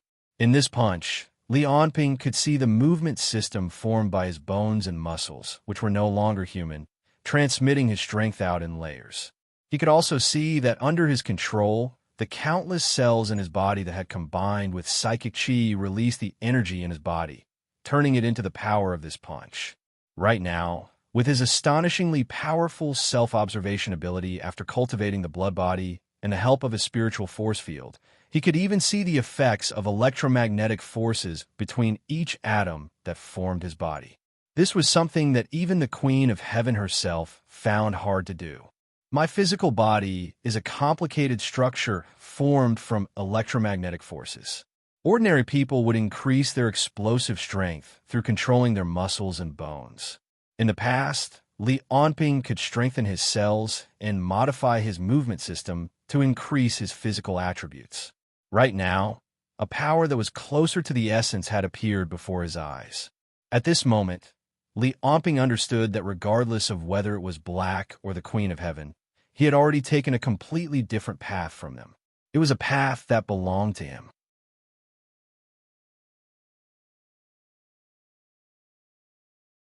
Chapter 338.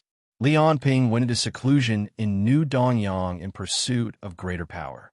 The 10 million clones of the Queen of Heaven that Li Onping asked the Royal Academy of Sciences to create had already walked off the production line. The Xia Zhongdu. This was Li Onping's hometown. Ever since Li Onping ascended the throne, this place had become a place where countless superhumans came to pay their respects. The local government not only built Li Onping's former residence and Li Onping's museum, but also built a 10-meter-tall statue of Li Onping at the airport and the train station. When Li Onping found out about such obvious flattery in Tianjin Imperial Palace, he laughed it off and didn't stop them. A container car stopped in the underground garage in the city center.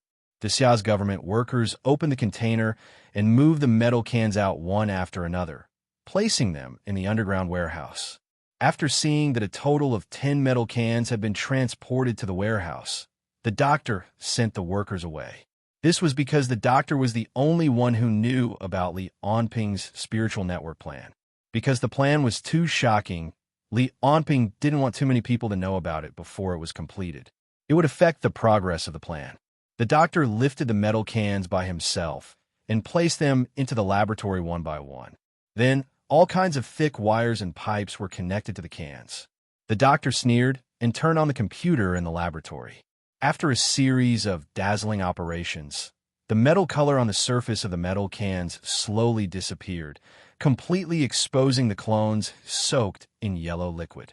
Looking at the Queen of Heaven's clones that seemed to have fallen into a deep sleep, the doctor's eyes revealed a fanatical look. Spiritual network plan.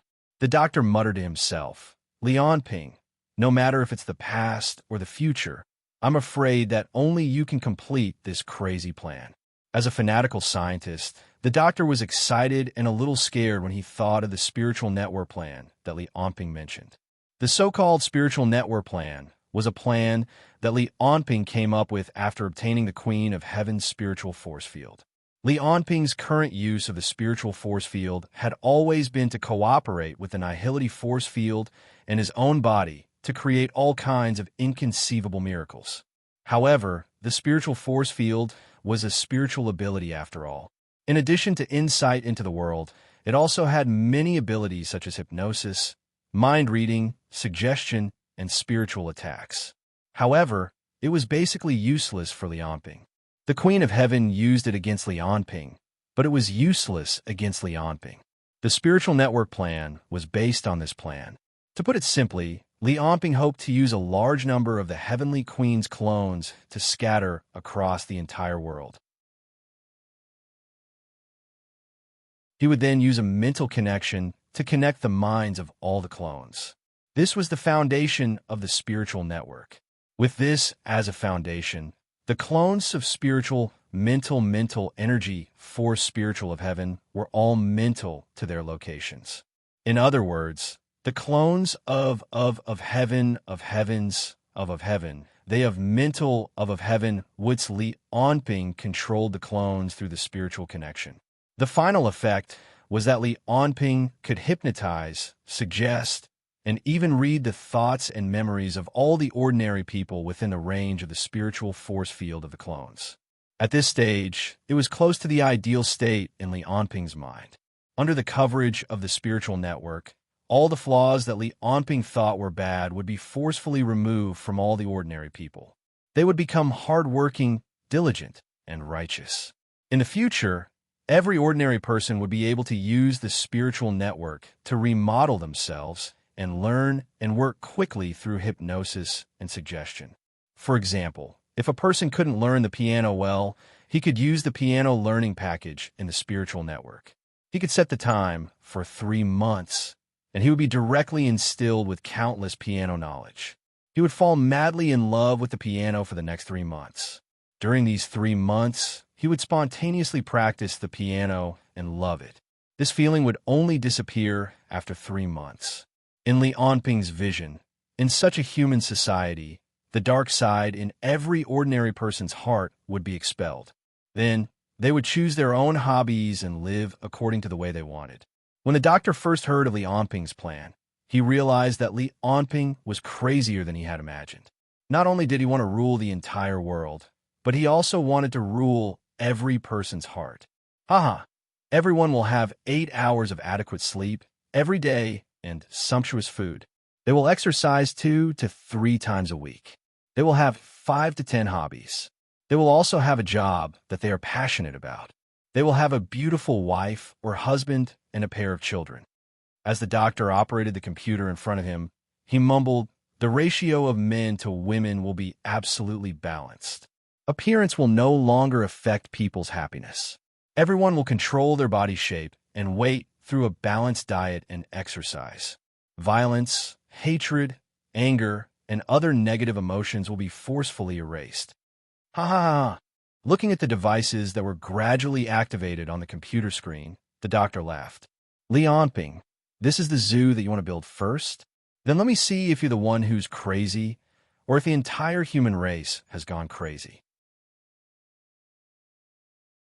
The doctor could already imagine that if this plan was accidentally leaked, even if the spiritual network was unable to hypnotize superior ability users, there would still be many people who would object to it. Li Onping might even become the enemy of the entire human race because of this. With the doctor's final step, the lights in the research lab lit up one by one. The Heavenly Queen's clone that was submerged in the yellow liquid suddenly opened her eyes and looked in the direction of the doctor. A weak voice was transmitted into the doctor's mind. It was Li Onping's voice. "Doctor, I can sense the existence of this clone. I'm currently transmitting information to you through her spiritual force field. Did you succeed?" The doctor looked carefully at the naked clone in the container. "Not enough." A hint of disappointment appeared in Li Onping's voice. "It's because this is the Heavenly Queen's clone that I'm able to control her across such a long distance through the spiritual connection. However, transmitting information through the mind is already the limit. I need more. I need more clones. spread the spiritual force field to every corner of this world like tentacles. I understand. I'll arrange it. Very good. The doctor asked again. Am I the only one in charge of this? Li Anping's voice rang out in his mind. You're the only one for now. After I complete the spiritual network test in Zhongdu, I'll consider expanding it. While I'm in Danyang, I'll take out 2 hours a day to debug the spiritual network. While Li Anping was implementing his plan step by step in the Eastern continent, the Western continent was already in a mess due to the death of the Pope.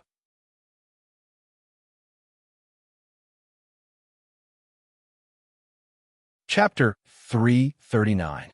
The news of the Pope's death shocked the entire Western continent a day later. Regardless of whether it was an ability user or an ordinary person, this was an earth-shattering event. For ability users, it was the death of a 5th-level powerhouse. And for ordinary people, it was the death of the highest leader of one of the 3 most powerful countries in the West. Our Master Federation, Sky City, the leader of the imaginary agency, Judy Aina, was watching the video sent by the Country of Law. The video speed was reduced by 4 times, but she could still vaguely see 2 gray lines that were like lasers, constantly sweeping through the army of the Country of Law. Bunkers, tanks, armored vehicles, armed helicopters, power armors. No matter what it was, after encountering the 2 gray lines, they would be directly penetrated and destroyed. The 100,000 Apologetic Legion seemed so vulnerable at this moment. It was only when the 2 gray lines stopped that Judith could see their original strange appearance in the video. Gray exoskeleton-like things, sharp horns on the head, and a thick tail. This was a creature that had never appeared in human history. A new breed of humanoid monster? Judy frowned as she looked at the demon-like, non-human creatures on the camera. The assistant next to her said, "The Hall of the Country of Law is currently completely paralyzed, and now Bishop Vardy is temporarily gathering the remaining forces of the Country of Law to continue the battle. The situation in Saint Canonization Province is currently unknown, but it is estimated that millions of people have been killed or injured. And of the 2 gray monsters, one of them has disappeared. The other is still wandering in Saint Canonization Province, and according to witness reports, they seem to have a habit of hunting humans. Bishop Vardy and the others have besieged the gray monster several times, but they all failed. Even nuclear bombs have no effect." Judy listened while reading the information sent by the Country of Law. When she saw that 30 nuclear bombs were detonated at the same time, but there was no effect at all, her frown deepened. According to the Intelligence Department's estimation, the strength of the 2 monsters is above the 5th level. They also have an unknown ability that can disable nuclear weapons. The assistant on the side then asked, "The request for help from the Country of Law has been sent to the Presidential Palace, and His Excellency the President intends to send troops to the Country of Law. He hopes that you can send an ability user to support the troops within an hour." Of course, Judy knew that it was a once-in-a-lifetime opportunity for the upper echelons of the Federation to break through the Law Country. That land had been occupied by countless fanatics for hundreds of years. Even at the peak of the Federation, they could defeat them, but could not occupy them. But this time, the Code Country suffered heavy losses. After the death of their only level 5 ability user, the Pope, they didn't have a single level 5 ability user. The group of people in the Presidential Palace obviously wanted to seize this opportunity to completely take over the Law Country. Even if they couldn't completely occupy it, they had to get the biggest share of the spoils. But looking at the description of the 2 monsters from the Codex Country, Judith had a very bad feeling in her heart. Even though the 2 monsters looked like they had wiped out 100,000 papal protectors and killed a 5th-level ability user, they were indeed quite powerful, but they weren't undefeatable. Most of the aides in the Presidential Palace also believed that if the Knights Templar were still there, these 2 monsters would absolutely not be able to break through the Law Country. Considering the existence of the Eastern Continent, Xia and Li Anping, the Federation planned to send out its own ace armored troops and unite the ability users of several major families in the country to fight a blitzkrieg battle with the strongest force, taking down both the monsters and the Law Country in one fell swoop. And what they hoped Judith Einau to do was to send out the imaginary organization's level 5 ability users as the high-end force holding the line. But the original level 5 ability users of the imaginary organization, Jane, Giant Shield, Vivian, and Lestat, were all killed one after another. Now there were only 2 level 5 ability users left, namely Woody and Judy Einau. Even though they had the Federation's ace troops, as well as the ability users of several major families in the country, their fighting strength far surpassed the Law Country's 100,000 papal protectors. But if they only sent Woody alone, Judy Einau was still a bit hesitant. Because of the lack of information about the 2 monsters, she was always a bit worried. But if she also had to go with Woody, then there would be no more level 5 ability users in the Federation. Thinking about Li Onping and the unknown Tyrell, how could she leave the Federation without worry? And after the loss of 4 level 5 ability users in a row, Judy Einau was now scared. So regarding the unknown monsters that appeared in the Law Country this time, she wasn't as optimistic as the people in the Presidential Palace, which was why she felt conflicted about the Presidential Palace's request for support. The assistant on the side saw Judy in a daze and softly reminded her, "Sir, should we inform Sir Woody now?" Judy thought for a bit and asked, "Which family sent people to support this time?" The assistant pointed at the tablet in his hand and said, "The 4 elements, atoms. Flame Wolf, Lannister, and the Able family." "The Able family?" Judy asked. "That Tony Able also went?" His assistant nodded and said, "Yes." Judith had seen this Tony Able once before. He was a prodigy of the Able family who had appeared in the past year. In just a short year, he had reached the 4th rank, and he had an extraordinary influence among the aristocratic families in the country. He was even considered to be the closest to the 5th rank among all the 4th rank ability users in the Federation. Hearing that Tony Able would also go, Judy nodded and said, "Inform Woody. Let him report to the Presidential Palace. Also, tell the Falcon and SEAL team to inform me at any time if anything happens. Also, this Tony Able, if possible, let them take care of him appropriately." The assistant nodded to show that he understood. He knew that Judy thought that Tony Able had the potential to reach the level 5 ability rank and thought very highly of him, which was why she wanted the people of the virtual organization to protect him appropriately. He couldn't help but ask, "Then, do we need to let Tony Able stay at the back?" Judy shook her head.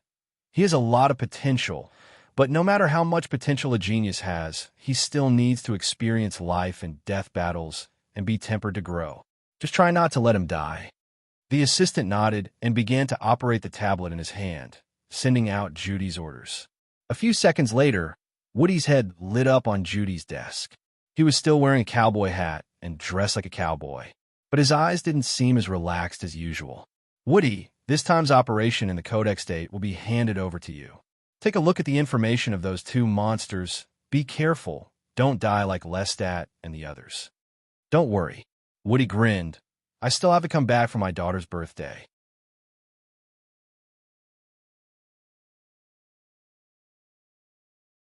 Chapter 340. 50 men and women in silver combat uniforms jumped down from the transport plane and landed directly at the location of the 2 demons. The nano armor on their bodies could help them resist the high temperature, cold, and various explosive impacts. It also greatly increased their strength and speed. Phase shift devices and electromagnetic passports could help them resist energy or kinetic attacks. The electromagnetic rifles in their hands used 8mm depleted uranium bullets. The initial speed was Mach 5. The effective range was within 5,000 meters. It was able to tear apart the various enemies in front of them in most planetary environments. The beam longsword hanging from their waist could release a laminar arc plasma beam of more than 5 meters under standard atmosphere pressure, the temperature reaching up to 20,000 degrees Celsius. The rest of the weapons, such as sound waves, lasers, particles, and radiation, they were armed from head to toe. Not to mention, their hearts were all bound with high-energy explosives. Once their hearts stopped, the resulting explosion was enough to flatten everything within a 100-meter radius. These 50 soldiers were far more powerful than the current generation's military.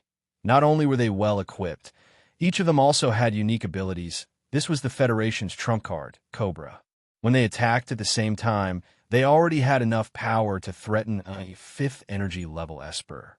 In fact, the reason the Federation created this team was to deal with the fifth energy level Espers that were getting harder and harder to suppress. Although they didn't have the chance to officially fight a fifth energy level Esper to the death, the Federation's upper echelons believed that Cobra's first appearance would definitely be able to achieve outstanding results. 50 battle-hardened and experienced super special forces landed one after another within a few hundred meters of the demons. In the heat, His Highness was still gnawing on new prey. But in the next moment, hundreds of bullets already tore through all obstacles, directly slamming into the two demons with kinetic energy exceeding 2,000 meters per second. The reinforced concrete at this moment was as fragile as tofu. Hundreds, then thousands, tens of thousands of depleted uranium bullets with electromagnetic acceleration covered the location of the two demons. This was like an attack signal. The moment the electromagnetic rifles fired, all kinds of sound waves, lasers, explosives, and sniper weapons were all aimed at the location of the two demons. At the same time, various long-range abilities such as weakening, slowing, hallucinating, dizziness, and high-energy rays were activated at the same time, acting on the two demons together. In less than a thousandth of a second, the floor of the building was torn apart. Fabrizio's body was still the original human body. Although this body had been strengthened by him and was far beyond the scope of a human, it was still vulnerable under such a terrifying attack. It was riddled with holes and turned into thousands of powder drifting in the air. If Fabrizio was in such a state, then what would happen to His Highness, who was regarded as the main enemy, if he was attacked in such a manner? He was completely unharmed. Whether it was the depleted uranium bomb that tore through reinforced concrete like a piece of paper, or the concentrated sonic pulse that could destroy a battleship in an instant, or the high-energy laser that could easily cut through titanium alloy. This round of attacks did not leave a single mark on His Highness' body. A cool breeze blew past Her Highness' body. Other than the surrounding buildings that had been completely turned into dust, Her Highness was the only one who did not change at all. She was still standing in midair. No, it wasn't that there weren't any changes. At least during the attack, just now, Her Highness closed her eyes. Did this mean that during the attack, just now, her eyes were her weakness? Her Highness, who closed his eyes during the attack, just now, only felt anger, rage, although he was unwilling to admit it. The food in front of him did have a slight possibility of hurting him. It was this irrefutable reason that made him feel a kind of shame and rage from the bottom of his heart. However, the 4 Cobra members who rushed up with beam swords did not have the time to care about this point. Because they were wearing nano armor, they jumped continuously like flying men. After reaching the back of the building that was dozens of meters high, they rushed towards Her Highness. Before they even got close, they already felt a kind of violent killing intent. And this violent killing intent, which was like a tsunami hundreds of meters high, came from Her Highness in front of them. Previously in the human world, no matter what kind of enemy she faced, Her Highness always used ordinary fists and feet to easily deal with them. But this did not mean that the race she belonged to only knew how to use fists and feet based on instinct. It was just that when facing the food on the table, Her Highness had never thought of using any real violent means. But now, the anger coming from her chest had made her understand that if she did not use some force to deal with the food in front of her, she would accidentally prick her hand. The demon race, which had dominated the multiverse for countless years and had a history of tens of thousands of years, had never lacked real, effective combat skills. Whether it was fighting skills, energy manipulation methods, or the application of natural elements, the demon race's means were so many and profound that it was enough to make the human race, which had only developed for a few thousand years, ashamed to the point of suicide. Her Highness raised her right hand slightly. The power from her talent ability directly turned the soaring anger into a flame in an instant. The dark red flame directly wrapped around Her Highness' fist. The violent flame had not yet spread, but the high temperature had already directly melted the 4 Cobra members who were close to her. They did not scream or resist. In front of this sun-like temperature, they were like moths to a flame, instantly turning into ashes. And this was just the preparatory work before Her Highness' attack. The super-high temperature flames gathered on her right fist. The surrounding air molecules turned into a cloud of plasma under this astonishingly high temperature, emitting a light that surpassed that of the sun. Deviant martial style. Heavenly fire descent following Her Highness' punch. The terrifying plasma fire cloud flew toward the place where the Cobra members were the most concentrated. Terrifying white light soared into the sky, enveloping everything within the light. The shock wave from the explosion turned everything in its path into ashes. The black sniper from earlier stood on a building a few kilometers away, watching in a daze as a huge fireball completely enveloped the place where Her Highness had been. A crazy roar rang out from his earpiece. Retreat. Everyone retreat. Damn it. How many people are still alive? However, he could no longer hear it. As a series of loud sounds entered his ears, the shock wave had already arrived before him. In the next second, the black sniper had just turned around when his entire body flew into the air. It was as if he had been crushed by a battleship, turning into a pool of flesh and blood. In the battle command room, everyone, including Woody, stared blankly at the image transmitted by the satellite. The area within 5 kilometers of where the battle had taken place had been completely razed to the ground. 5 kilometers away, the entire city had been engulfed in a sea of fire. In the entire city, 1 million people would die in the following fires, explosions, suffocation, and other disasters. A few minutes later, when the smoke and dust had gradually dispersed, the satellite lens continued to zoom in and Her Highness' appearance appeared before everyone once again. Her appearance was still the same as before. There seemed to be no changes at all. Or perhaps it was because her appearance was different from that of ordinary people, so they could not tell the difference. But no matter which possibility it was, it made the hearts of everyone present sink even more. What the few people present did not notice was that although Fabrizio was only left with a little bit of flesh and blood, he was still rapidly regenerating in the air, trying his best to recover. They had only launched a probing attack to gather information, but the enemy had retaliated by destroying the city. Woody sighed. Although we sacrificed 50 Cobra members in a city, we at least eliminated one enemy. We also know that the enemy belongs to people like Lady, Jérôme, and Vivian, who have the ability to cause wide-area destruction. Based on our initial estimation, its ability should be related to heat. At the conference table, a middle-aged man immediately stood up and said, even a level 5 ability user would not be able to use such an attack without consuming any energy.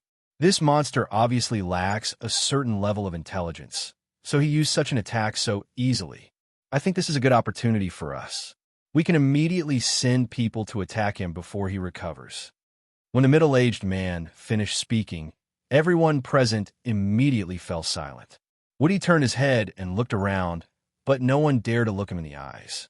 Obviously, no one wanted to be the next wave of attack. After all, the enemy was a monster who had destroyed an entire city with a single attack. According to common sense, even a level 5 ability user would not be able to use such an attack continuously. However, one could never be too careful. If the enemy attacked again, wouldn't they be courting death if they went over now? Although no one wanted to die, Woody knew that this kind of thing had to be done. However, in order to prevent the enemy from continuing to use such attacks, they had to carefully choose the people to attack. They couldn't have too many people, and it would be best if they had outstanding life-saving abilities. After getting close to the enemy, they would be able to deal with the monster and test whether the enemy could use similar attacks again. Do you need me to do it personally? Woody thought for a moment and swept his gaze over the few people present. Suddenly, his gaze paused as he looked at a young man in the room. It was Tony Abel, whom Judith Ainer had instructed the imaginary number service to take care of. However, at this moment, Tony Abel's head was lowered and he was twitching. He looked like he was dozing off. Beside him was a beautiful girl who looked less than 20 years old. When she saw Woody's gaze stop on her brother, she immediately shook Tony Abel's arm nervously. "Brother, wake up." Following her and Woody's actions, everyone's gaze landed on Tony Abel. Woody asked unhappily, "Tony, do you have any opinions about the next battle plan?"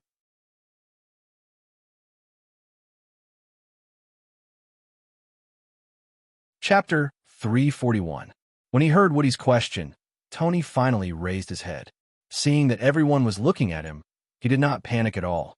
After giving it some thought, he said slowly, "I think that what we do now is not important. What's important is what they do." Tony stood up and came in front of the big screen. He pointed at His Highness in the image and said, "Everyone, the monster we've encountered now isn't an ordinary lion or tiger. Not only does it have powerful strength, but it also has its own wisdom. It's just like how we try to clean up the scene and evacuate the innocent civilians, but they immediately change their course of action." He looked around at the representatives from the various families and the government, as well as Woody, who was sitting on a main seat, and said calmly, "So, gentlemen, do you think that they will still stay where they are after this attack, and let us think of ways to deal with them? Will they retreat and hide, or will they continue to head south? From the different choices they make, we'll be able to see their true strength." Seeing how Tony Abel was speaking so confidently in front of the upper echelons, the eyes of his younger sister, who was sitting next to him earlier, were filled with splendor. Tony's current confidence, wisdom, and power were completely different from how he was a year ago. "Brother looks so handsome now." In fact, it was impossible for anyone not to become stronger after receiving constant guidance from Li Anping's mental chi incarnation. This year of hellish training, not only did it raise Tony's ability to the 4th level, it also raised his confidence, willpower, calmness, courage, and other mental attributes by a lot. This was also the confidence that came from having power. After witnessing the power of the monster in his body countless times, Tony was able to remain calm no matter what kind of opponent he faced. This was because he believed that no matter how strong the opponent was, they would not be stronger than the super monster in his body.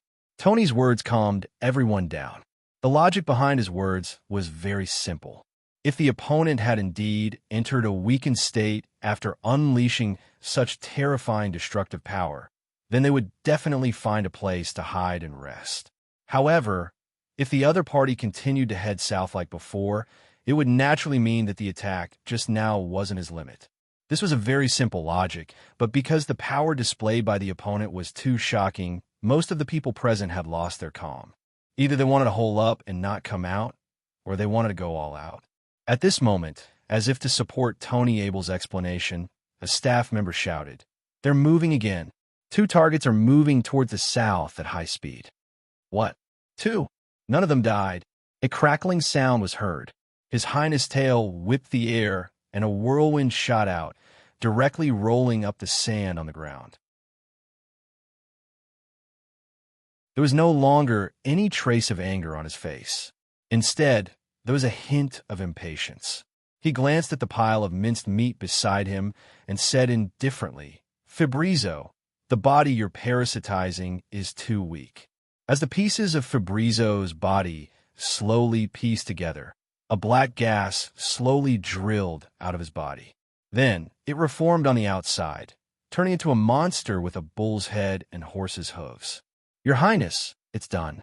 I've transformed into my original form," Fabrizio said weakly. The white body under his feet was the body he had parasitized in order to blend into the human world.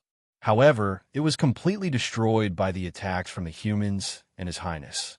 This greatly damaged his vitality, and his strength had decreased by 30%, especially after His Highness' heavenly fire descent. The attacks from the humans were very powerful, but at most, it would waste some energy to regenerate.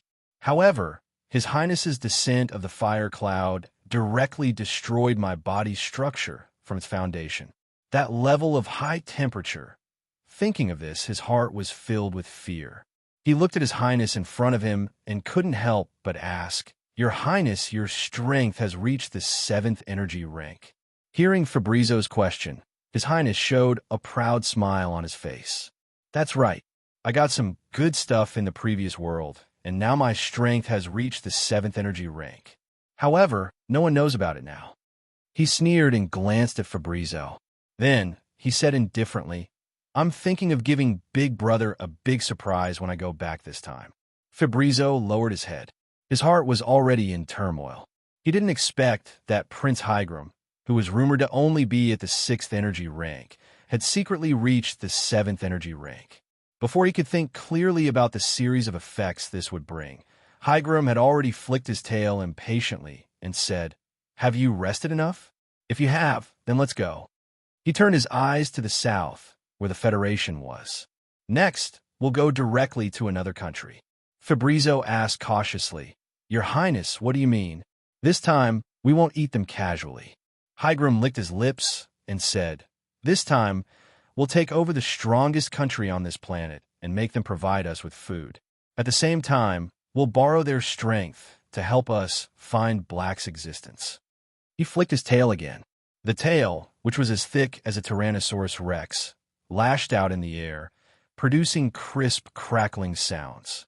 "If we let these little bugs continue to attack, I'm afraid that when I fight back, I'll accidentally wipe out all the humans on this planet." Fabrizio gulped. He knew that there was no exaggeration in Hygram's words. Facing the power of a 7th energy rank, let alone a weak race like humans, even he had suffered great damage from the prince's attack earlier.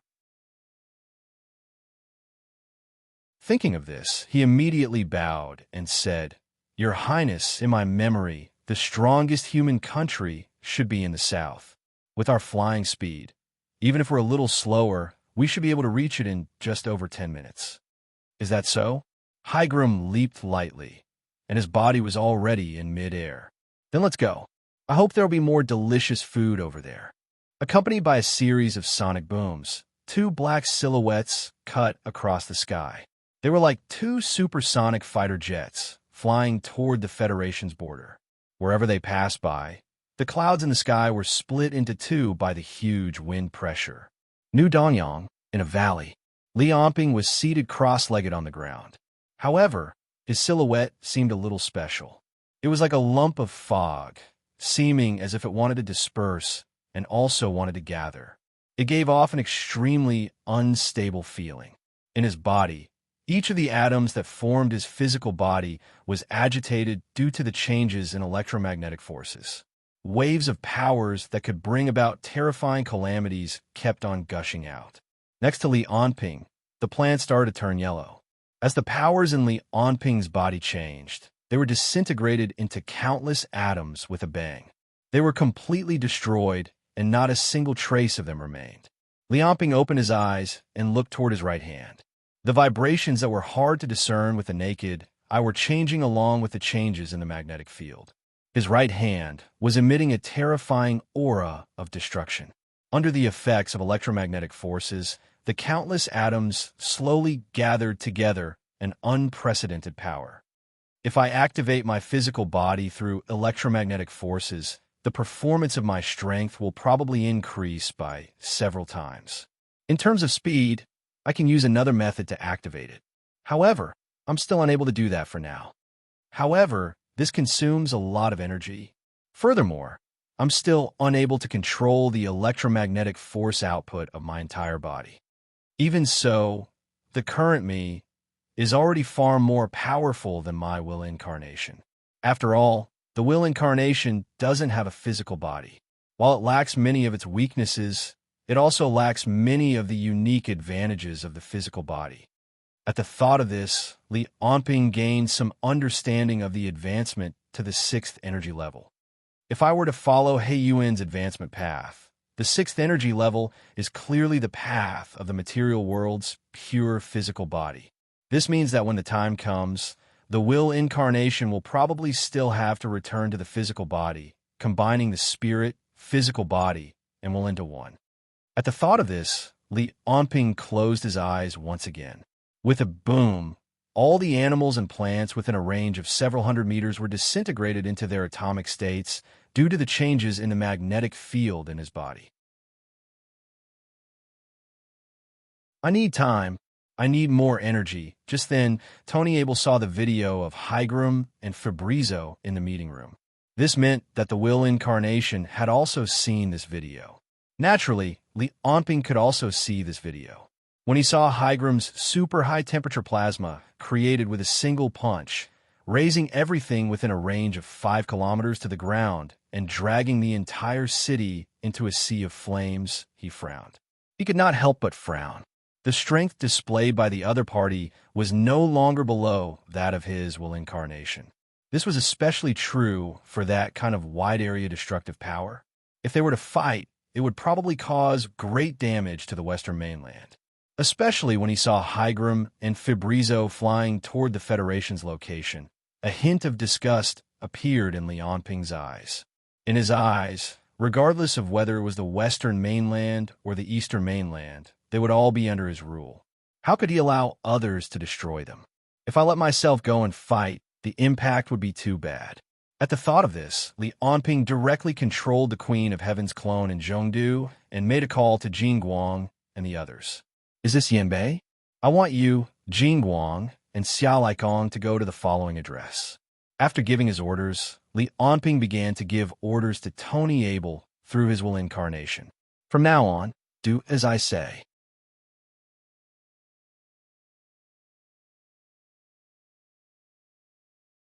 Chapter 342.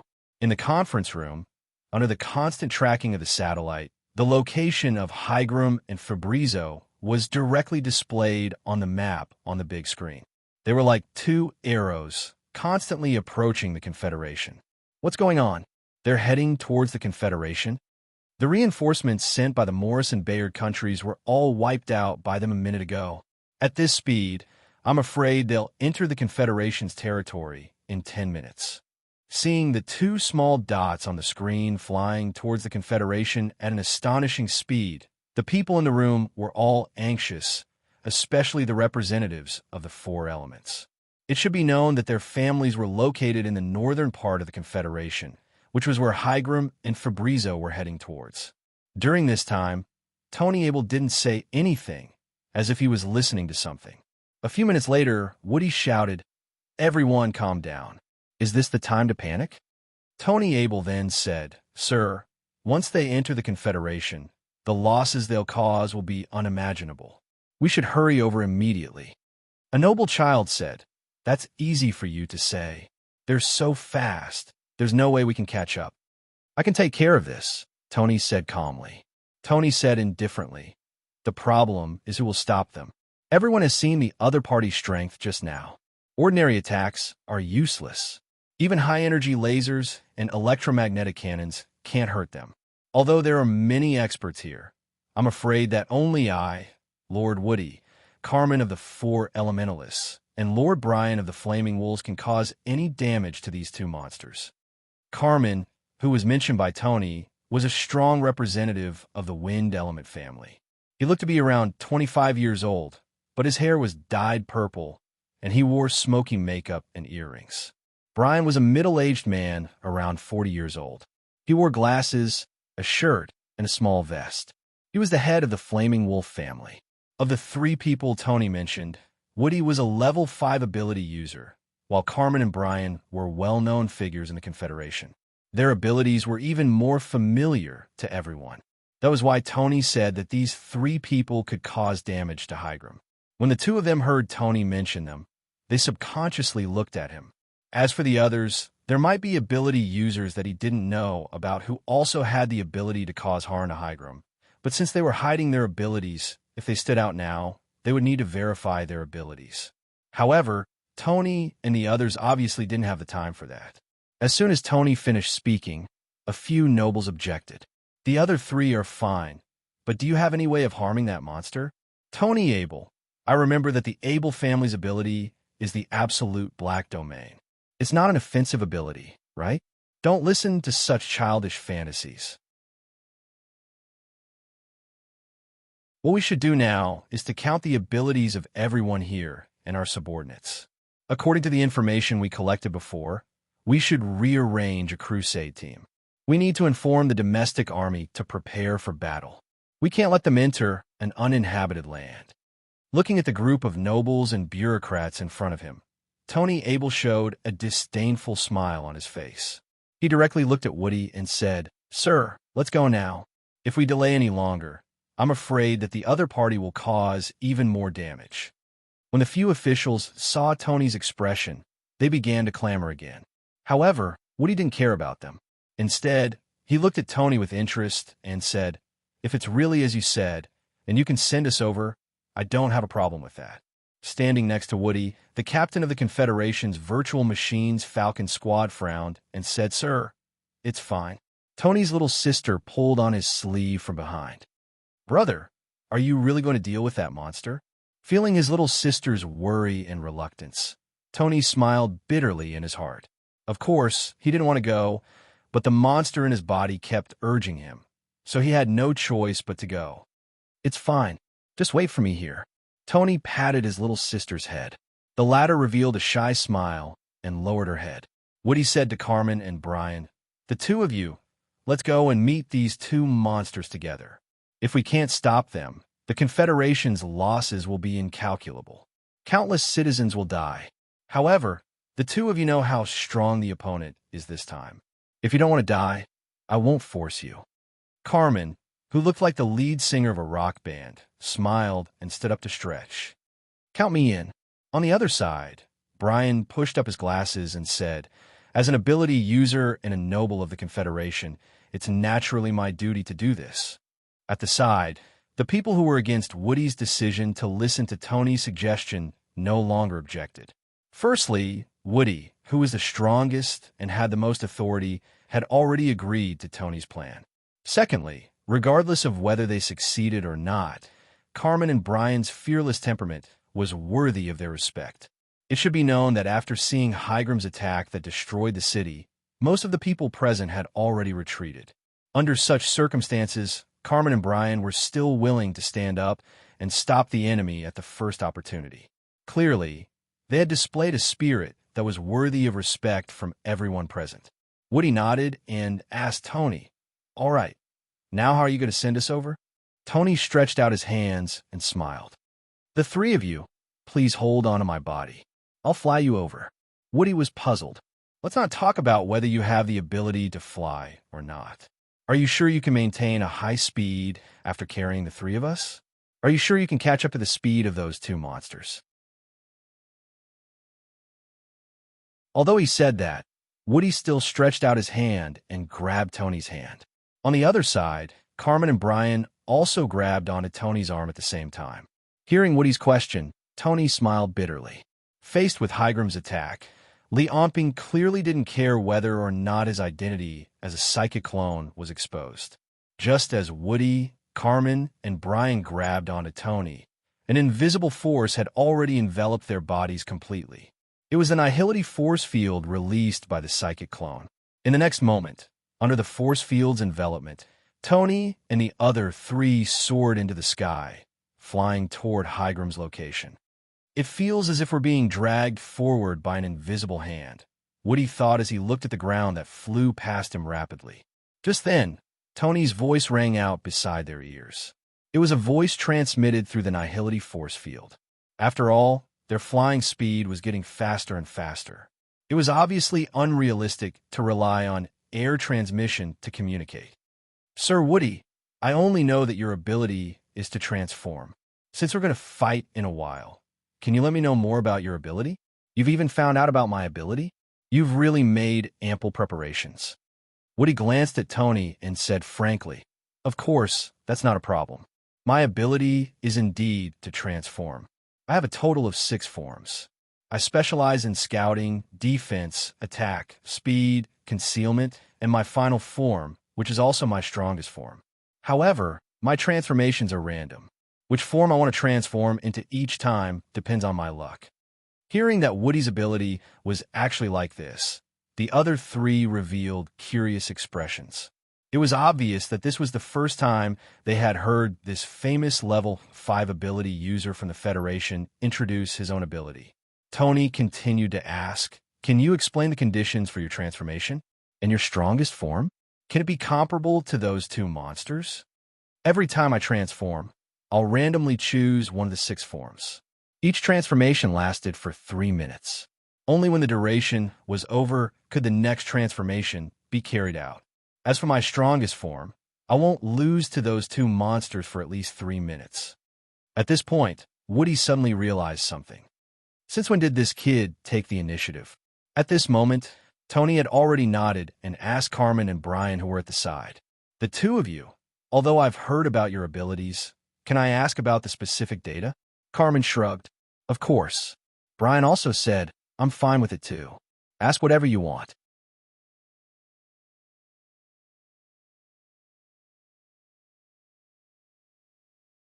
Chapter 343. On a rocky desert, Tony, Woody, Carmen, and Brian were standing together. Over 60 kilometers behind them was a city. Right now, the two silhouettes in the sky were flying toward the city at an extremely fast speed. If no one stopped them, they would undoubtedly enter the big city that belonged to the Federation behind Tony and the others. No one knew what these two man-eating monsters would do after entering the city. Looking at the two silhouettes getting closer and closer, Tony said, "The three of you, their destructive prowess is too strong. We can't continue probing their abilities and data. That would cause too great of a loss. Therefore, we must get rid of them in one go." Earlier on, the psychic energy clone had used the void force field to drag the three of them along at supersonic speed. It was as if they were in an airplane. Not only did they maintain a high speed, but they also did not hurt the three of them. This ability had clearly won the respect of the other 3 people present. When they heard Tony's words, they all nodded in agreement. However, just then, a hint of struggle flashed in Tony's eyes. In the next moment, his body trembled and was completely taken over by the psychic energy clone. A voice that was even colder than Tony's rang out. "Next, I'll drag the two of them down from the sky. Carmen and Brian, aim at them and attack with all your might. As for Sir Brian, please transform first. We'll decide on the next plan based on your transformed form." Although the psychic energy clone had tried its best to imitate Tony's voice by vibrating the air, there were still some slight differences in the tone and intonation. Why does this guy sound like a completely different person? However, with the battle imminent, Brian was not in a hurry to ask about this. What he did not know was that when he heard Tony's voice earlier, he subconsciously felt that there was no room for doubt. He subconsciously listened to Tony's orders. Woody only said, "All right, then I'll transform first." This was something that the 4 of them had discussed on their way here. According to the differences in Woody's 6 forms, they had decided on 6 different attack combinations. He opened his palm, and as his psychic energy gushed out, a die appeared in his hand with a bang. The 6 sides of the die were not numbers. Instead, they were lightning, telescope, shield, hammer, grass, and the word God. Then, Woody threw the sieve with all his might. On the sieve was the image of a hammer. Seeing the hammer symbol, Woody shrugged. "It is an attack form. Later, we will attack together." However, Woody glanced at Tony. "Are you sure you can go up alone and drag them down?" Just as Woody asked this question, there was a loud bang, and white smoke swept through his body. In the next moment, his body had turned into a small giant that was more than 3 meters tall, with bulging muscles. In his hand was a huge hammer that was more than 3 meters long, and the head of the hammer was almost as long as the torso of a normal person.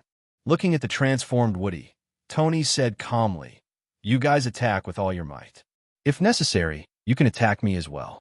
He turned his head and looked at the 2 monsters in the sky. They were less than a kilometer away from the 4 of them.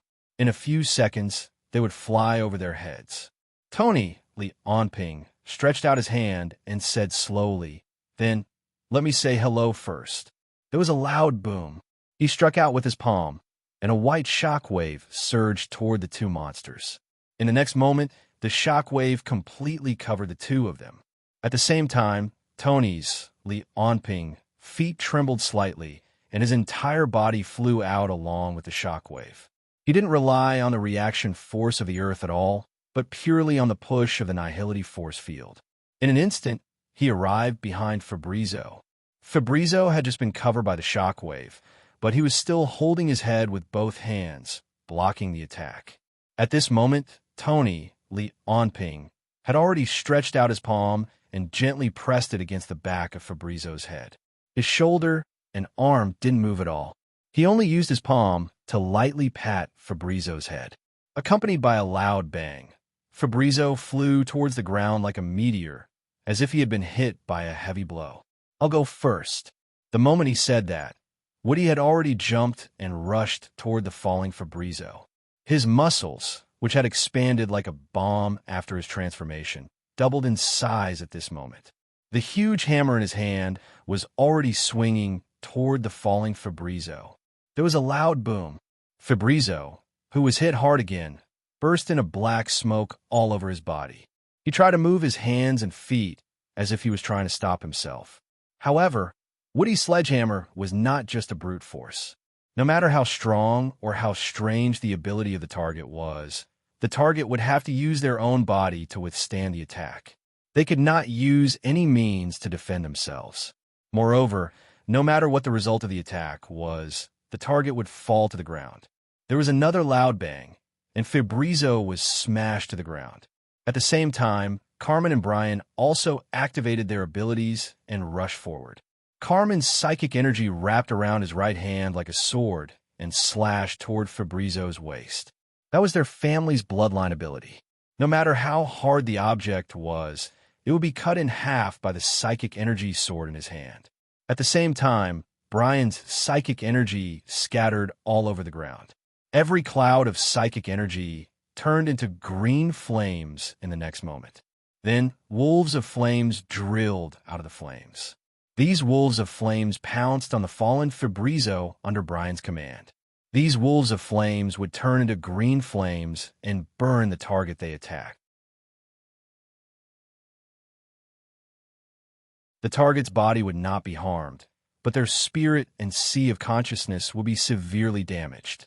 The green flames would continuously burn the target's consciousness until the target's consciousness collapsed and died. After being attacked by 3 people in succession, Fabrizio's body was cut into 6 pieces.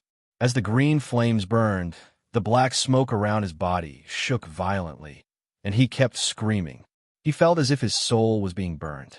In the meeting room, everyone was staring at the satellite image and the image sent by the observation team. When they saw Fabrizio's miserable state, they all shouted excitedly, "Good job! We've taken care of one. We just need to kill one more." However, unlike the excited faces of the people in the conference room, Tony, Li Onping, revealed a shocked expression as he looked at Higram. His fist was only over 10 centimeters away from Hygram's head, but it was blocked by Hygram's palm and could not move forward. This was the first time Tony had seen someone who could block the fist of the monster in his body head-on. Hygram took a deep breath and revealed a puzzled expression. "There's a familiar smell on your body." With a cold snort, Tony, Li Onping, kicked Hygram's stomach with his right leg. This time, Hygram had no intention of blocking and allowed the huge force to hit his stomach. However, the result of this kick was that Hygram was unharmed, while Tony's face revealed a hint of pain. This guy's body is so hard. Li Onping was once again surprised by Hygram's abilities. His psychic clone had used 70% of his strength in this kick. Not only was the demon before him unharmed, his body's position did not even change at all. Instead, it was Tony who could not withstand this force, and his right leg was fractured. Tony's body is too weak. This can't go on. With this kick between Tony's right leg and Hygram's stomach, a strong gust of wind blew out in all directions. Even the clouds in the sky were swept up by this kick. It could be seen that Tony, Li Onping, had used a lot of strength in that kick. However, Hygram acted as if he hadn't been attacked at all. One of his hands was still tightly gripping Tony's, Li Onping's, left fist. He said calmly, "Your strength is not bad. Among humans, you should be the strongest." Tony, Li Onping, did not say anything. He only used his spiritual energy field to scan the other party's body structure. However, when he looked at it with his naked eye, the other party's body structure was a layer of gray skin. However, when he used his spiritual energy field, which could observe molecules, atoms, and even electrons, the other party's body was still that layer of gray matter. Regardless of whether it was inside or outside the body, there was no difference at all from what he could see with his naked eye. What kind of structure is this thing? This density. Just as Tony, Li Onping, was feeling surprised, Higram licked his lips and revealed a greedy expression. Since you're the strongest among humans, then you should also be the most delicious one. Just as the other party finished speaking, Li Onping had already felt the other party's terrifying killing intent. Making a prompt decision, Tony, Li Onping, directly swung out his right palm. With a poochie sound, the hand blade directly cut off Tony's right palm along with his entire palm. Allowing his fist to be caught in the other party's palm, Li Onping's entire body had already retreated rapidly. It was only a few tenths of a second before Tony retreated. Higram's mouth had already bitten down on Tony's head. His two rows of teeth collided with each other, producing a loud clang. It sounded like tens of thousands of tons of containers crashing together. Tony, whose palm had been chopped off, could not help but cry out in agony. His face was contorted as he stared at Higram. Hey, what's up with this monster? Even you can't beat him? Shut up. He's very strong. He's probably on par with me in terms of strength, Li Onping said solemnly. In this world, he was probably the only one who knew what it meant to be on par with him in terms of strength. If he could not borrow Carmen's, Brian's, and Yin Bei's abilities to destroy the other party, the consequences would be unimaginable once he used his psychic energy clone to fight with the other party at full power. I can't use Tony's body anymore. Even with the help of the spiritual force field, it won't be long before his body is killed. And that strange body structure. No wonder all the previous attacks were ineffective. There's no other way. I can only use my psychic energy clone to fight with him. Just as Li Onping was thinking this, Tony screamed again. This was because Higram had actually swallowed his chopped-off palm in one bite. What was Tony thinking when he saw his palm being eaten just like that? Higram chewed a few mouthfuls of Tony's palm. His expression immediately changed, but he still swallowed it. What's going on? It doesn't taste better than the Pope? At this moment, new changes occurred under Tony's, Li Onping's, feet. Fabrizio, who had been cut into 6 pieces, suddenly expanded and multiplied, becoming 6 Fabrizios of the original size. Each of them was burning with green flames, like 6 huge fireballs. As they screamed in pain, they charged towards the 3 people on the ground. Li Onping observed this situation through his psychic energy clone. Although he was slightly distracted, Tony's body and vision did not change at all. But even so, Higram still instantly flashed behind him. You seem to be distracted? At the next moment, a force that was as heavy as Mount Tai smashed down onto Tony's back. Relying on the protection of the nothingness force field, Tony did not die immediately. However, his entire body still crashed into the ground instantly. Then, amidst a series of tremors, Tony penetrated through several thousand meters of the ground's rock stratum. A wave-like tremor spread out in all directions from where Tony had crashed into the ground. The soldiers who were filming and observing this battle from several kilometers away only felt the ground shaking violently. All of them could no longer maintain their balance and fell to the ground. In the city 60 kilometers away, due to the lack of time, there was no time to evacuate. All the citizens in the city continued with their lives as usual. However, in the next moment, as the violent tremor spread here, a local earthquake occurred.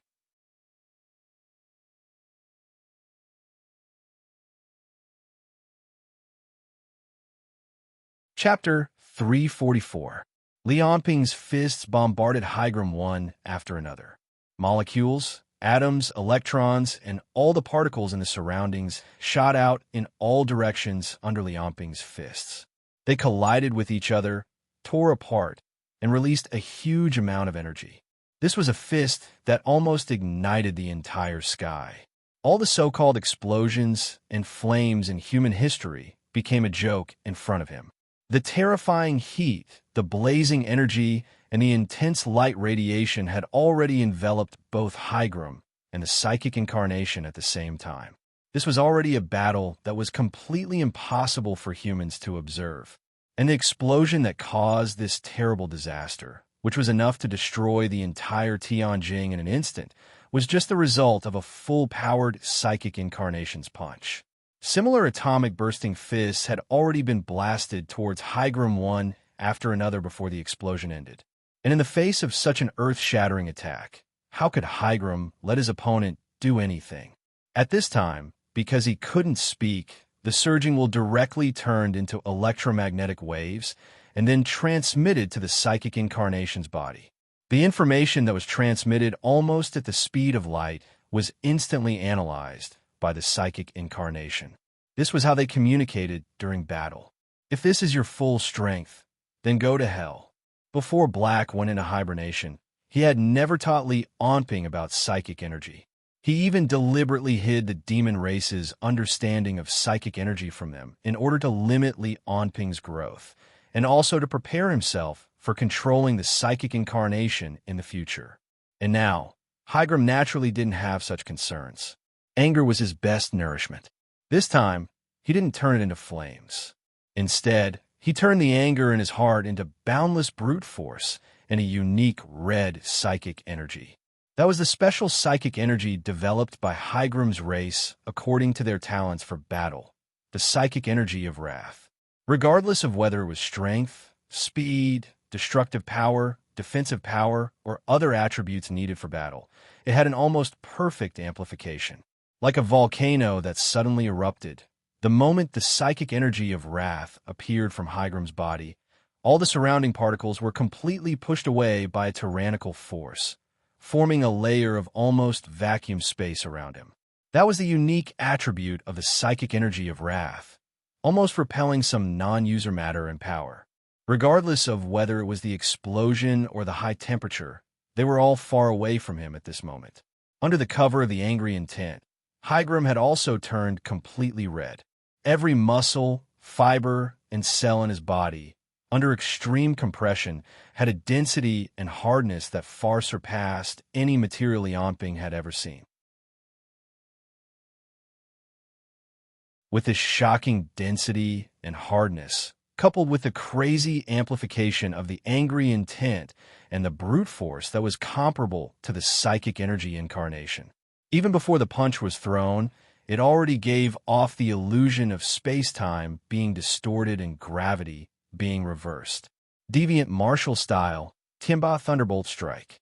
He had displayed pure power to the extreme. It was a combat technique that Higram's clan had passed down through countless years of constant tempering. This moment was vividly displayed by Higram. The turbulent atmosphere seemed to have been frozen by this punch. With this punch, it was as if Higram had smashed a continental plate toward the psychic energy incarnation before him. Li Onping's atomic bursting fist was going to smash a hole in the sky before him. The fists collided, and it was as if everything in the world was starting to collapse. The terrifying loud sound was like thunder in the sky. No, it was a sound of destruction that was even more terrifying than thunder. It rang out through the entire Federation and a part of the legal state. Just the loud sound produced by the collision of the fists was enough to kill any living creatures that got close. When the two gushes of power that could similarly destroy the world collided, all the air molecules within a range of 10 kilometers around the psychic energy incarnation and Higram were completely expelled, forming a near-vacuum zone. Under such a situation, even if Li Onping had the spiritual force field, he was no longer able to mobilize the atoms in the surroundings to react.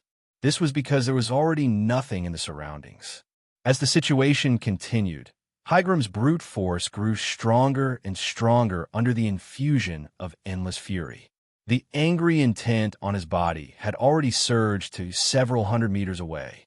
Finally, with a crisp bang, the psychic energy incarnation's hands suddenly shattered, turning into countless black gases and dissipating into the air.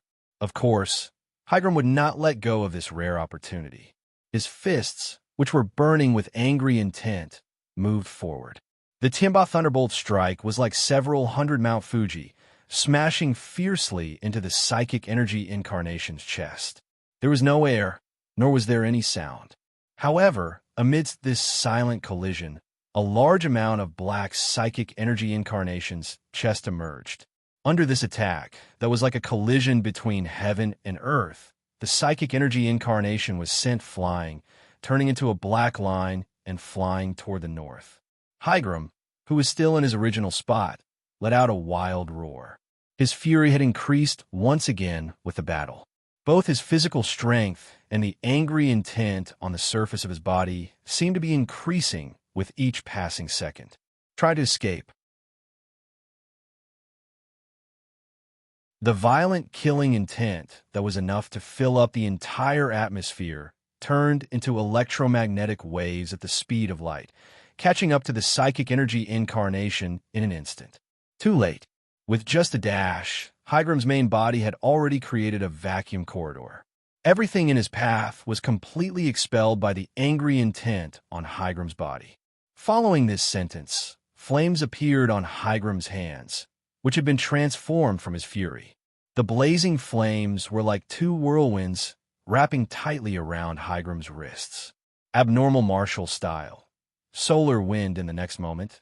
The burning flames, together with the angry intent, turned the entire sky into an oven with a temperature of several 10,000 degrees Celsius. The white corridor of high temperature spanned a distance of over 1,000 kilometers. It was like a dazzling aurora enveloping the sky above both the Federation and the Code Country. Although the solar wind's temperature was not as high as that of fiery cloud descent, its range of destruction far surpassed that of fiery cloud descent. With the appearance of this technique, the average temperature of the western land increased rapidly. It was as if everyone had suddenly arrived at the hottest summer, and they all looked toward the corridor of light in the sky in disbelief. However, how could a mere temperature of several 10,000 degrees Celsius do anything to the current psychic energy incarnation? The psychic energy incarnation, which was surrounded by high temperatures, was completely unharmed. His basic control over particles caused the temperature in his surroundings to not show any signs of increasing. His chest and hands had also recovered from the condensation of psychic energy. High temperatures have no effect? Just as this thought flashed through his mind, Higram saw the psychic energy incarnation tap his fingertips lightly, and 12 consecutive high-energy laser beams shot out toward where he was, drowning his entire body in an endless sea of light. However, Higram, who was facing this attack, seemed to be sunbathing. The laser beams were unable to even leave a single wound on his skin. On the contrary, the angry intent on his body continued to surge, finally breaking through 1,000 meters. He was like a red shooting star, once again charging toward the psychic energy incarnation with a long trail of flames behind him.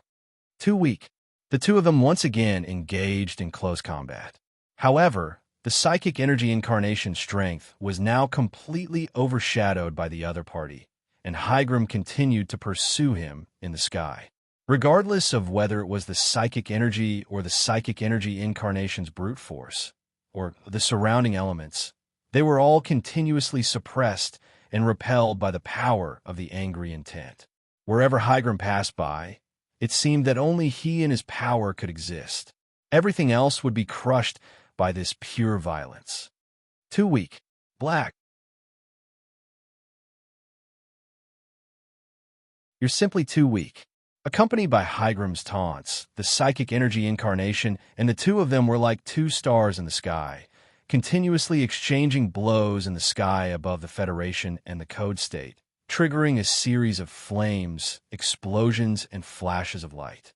Even though the two of them had already restrained themselves from unleashing their destructive powers onto the ground, the intense changes in the magnetic field still caused earthquakes and volcanic eruptions in certain areas. In the fighter jet, Judy M. looked at the strange phenomenon in the sky with a shocked expression. The Federation's presidential palace was already filled with hysterical shouts and curses. What on earth is going on? Who can tell me what those things in the sky are? Mr. President, it should be that monster that's attacking us. But I don't know why it keeps attacking the sky. The series of explosions just now is enough to destroy the entire Federation 10 times over. We need countermeasures. Where's Judy M? There was no one left in the war room. Everyone had already run out, their gazes fixed on the flashing explosions and flames in the sky from time to time. No one even cared about the battle on Woody's side. Most of them had already felt despair at the situation before them. What on earth is going on? That monster actually has such great power. But what's he doing in the sky? Is he trying to show off to us? Even Leon Ping is far from this level of power. Humans can't stop him anymore. The Federation is finished. When the psychic energy incarnation was gradually at a disadvantage in the battle against Hygram, he also noticed the impact of this battle on the Western continent. He began to actively shift the battlefield to the outer space of the universe. This caused him, who was already at a disadvantage, to become even more passive in the battle.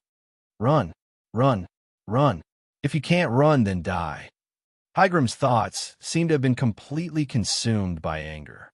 His eyes had already turned blood red, and his raging, angry intent left behind a trail of flames that was thousands of meters long. He had already chased after the psychic energy incarnation. Just as the battle between the two of them was becoming more and more intense and escalating, in the valley of New Dongyang, Li Onping stood up. The wounds on his chest and wrist were slowly wriggling and recovering.